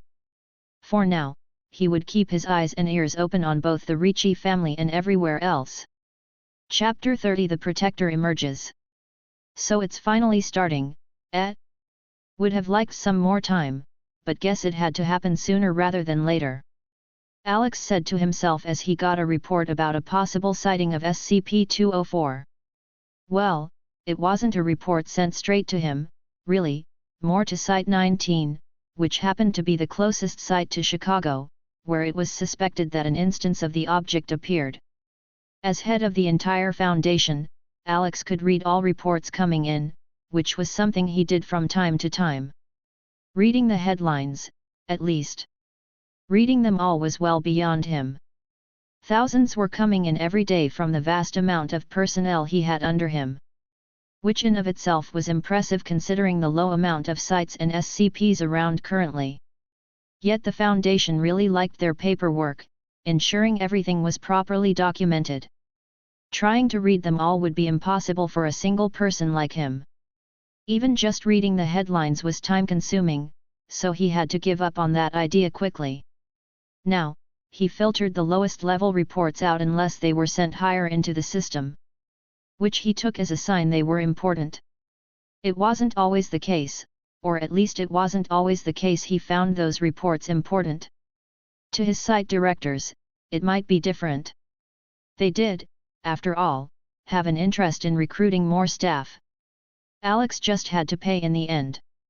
Something he always did, after all, he knew best how smart the people of the Marvel Universe were. So even though it wasn't names he remembered, he still allowed them to enter the Foundation if they passed all the standard checks. It might be expensive, but he was sure that it would be worth it down the line as they might be able to come up with ways to contain some dangerous Keter-class SCPs. After reading this report, which had the keyword SCP-204 inside it, Alex had quickly checked the system tool, which now indicated a 1. Hinting towards the fact that a single instance of the Protector now existed out there. We've just received a fresh update from our correspondent in Chicago, Dave. Let's tune into his report on the chilling murder case involving a police officer, tragically found deceased right outside the precinct where he served, the newscaster announced. Alex, partially distracted by work, glanced intermittently at the recorded news broadcast, catching glimpses of the unfolding story. Good evening. I'm currently on site in Chicago, adjacent to the cordoned-off vicinity of the Near North Police Facility. Earlier reports confirmed the grim discovery of a police officer's body right here, at the threshold of his place of duty.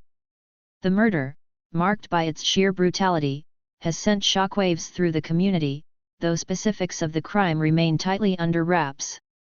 In a startling development, authorities have just unearthed another victim, fallen to what appears to be an identical modus operandi. This worrying pattern has prompted law enforcement to widen their investigation, bracing for the possibility of a serial perpetrator prowling the city streets. In light of these events, police are urging residents to exercise utmost caution, remain indoors this evening if possible, and maintain a heightened awareness of your surroundings when venturing outside, especially when encountering strangers, the journalist detailed, his breath visible in the frigid air. He stood before a stark white tent, erected beside a police cruiser, the scene bustling with investigators piecing together the night's harrowing events. Alex didn't have to rely on the regular media for his information. The agents inside the police nationwide allowed him to get his hands on more information, including about the state in which the poor officer's body was found. Everything indeed pointed towards SCP-204-1 having done this. He was pretty sure they had managed to find out about this object relatively soon after it appeared. He didn't check the system location tool every day, but he knew for sure that it hadn't been around a week ago. The heightened scrutiny surrounding this case could inadvertently hamper my team's mobility and operational discretion. However, should this media frenzy persist, it may paradoxically grant me the opportunity to deploy additional undercover assets, Alex pondered, contemplating the delicate balance between visibility and strategic advantage. The likelihood of external intervention, particularly from unaffiliated agencies, remains slim. The local law enforcement's reluctance to embrace outside assistance, including that from federal bodies like the FBI, is well documented. They prefer to assert their jurisdictional autonomy, resisting the notion of external influence. Yet, there's a potential wild card, SHIELD. Given the extraordinary nature of this case, their involvement could become inevitable. Should they initiate an inquiry, it might just provide the opening I need to weave my operatives into the investigation discreetly, Alex speculated, recognizing the strategic implications of aligning with or leveraging the resources of an organization like S.H.I.E.L.D.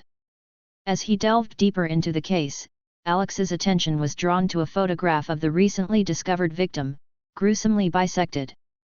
With a sense of foreboding, he juxtaposed this image against an older, worn photograph from his collection displaying someone after having run afoul of Captain America during the Second World War. Remarkably similar, indeed, he murmured to himself.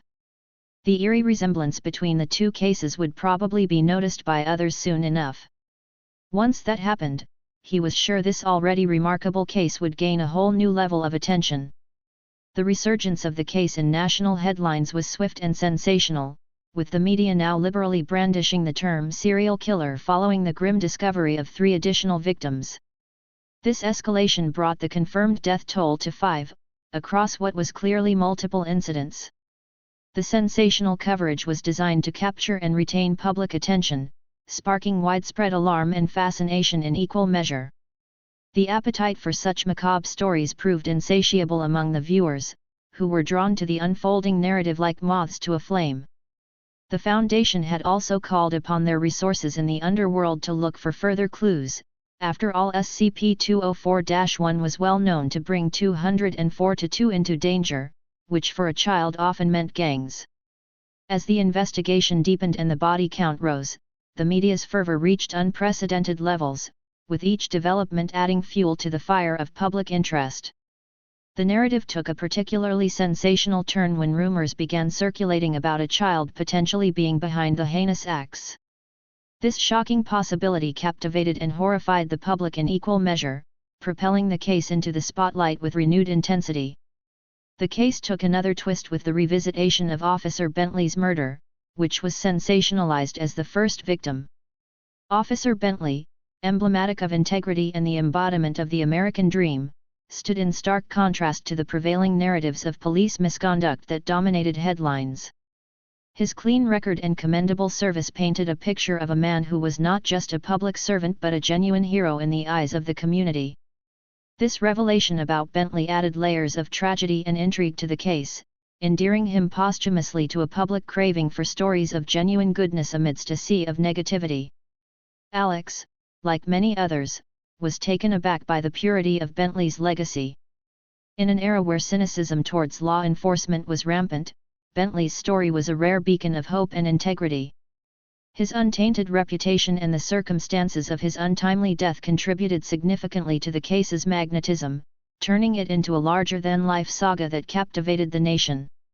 Bentley's murder, framed within the broader narrative of a possible child perpetrator and a series of brutal killings, transformed the investigation into a complex tapestry of horror, mystery, and an almost mythic quest for justice. This blend of elements ensured that the case remained at the forefront of public consciousness, becoming a sensational phenomenon that transcended the usual crime story boundaries.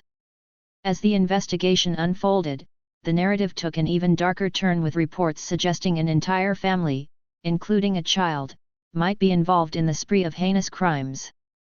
This theory, coupled with the discovery of more victims, injected a new level of terror into the public consciousness. The randomness and brutality of the attacks left the community reeling, with fear escalating as the festive season approached.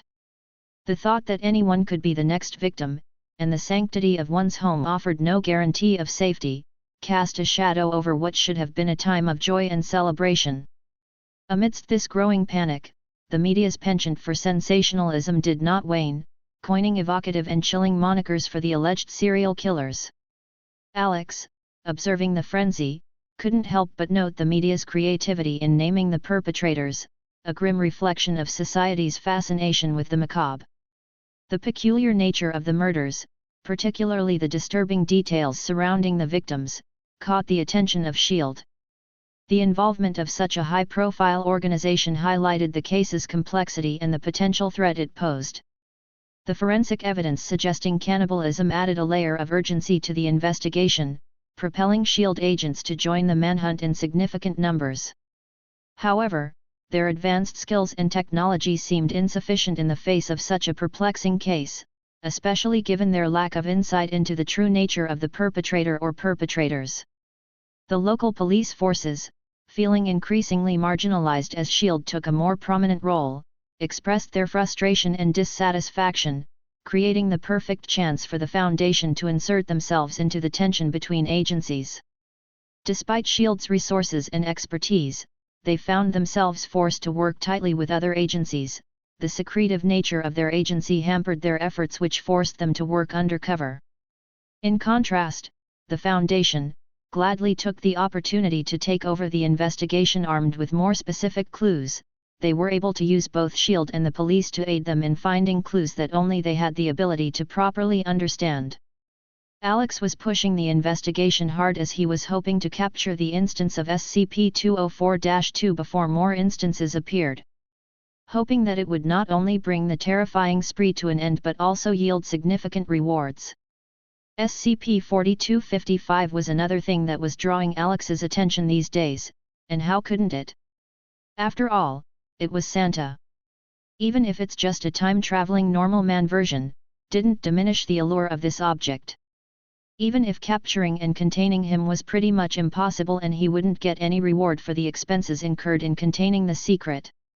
Still, just the fact that he could say with 100% confidence that Santa was real was something he found incredibly amazing. The world outside the Foundation had no way of knowing that Santa would soon make his visit. Only innocent children would believe such a thing. Adults would humor them while believing they knew the truth. Yet thanks to the system, they were the ones believing a lie. Flashback. Site 160. With Bruce Banner.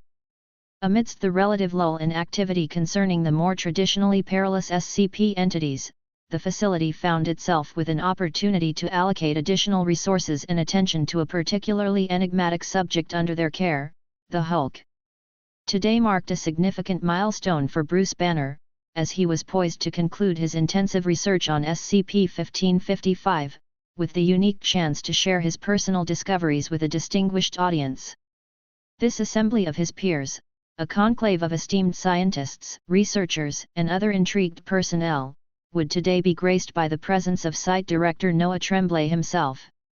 Good day to all of you, and thank you for granting me the honor of your attention, Bruce began, his voice imbued with a mix of gratitude and anticipation.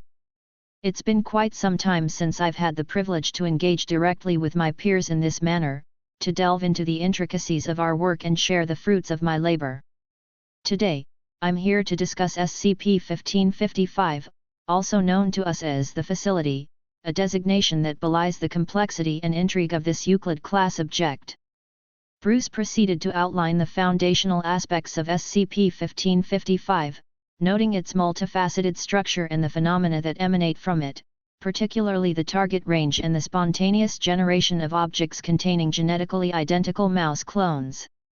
The facility's primary components, the cannon and the cave, present a duality of enigma and challenge. The cannon's transformative nature and the cave's ominous one-way passage underscore the Euclid classification's appropriateness.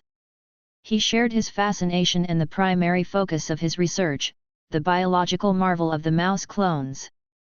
As a biologist, the perfection and scale of this cloning process captivated my scientific curiosity. The existence of such flawless replication, absent of any genetic deviation across countless generations, stands as both a marvel and a mystery. Bruce detailed the exhaustive nature of his study, having dissected over 1,000 mice, only to confirm their cloned origin without uncovering any anomalies. This realization steered his investigation towards the objects themselves, leading to the hypothesis that SCP-1555's attempts at cloning extended beyond biological matter to inanimate objects as well. My research suggests that SCP-1555 is engaged in an ambitious, albeit flawed, endeavor to replicate not just living tissue but the very fabric of physical matter. This pursuit, however, has not met with success when it comes to non-biological items, a conundrum that challenges our understanding of cloning's complexities.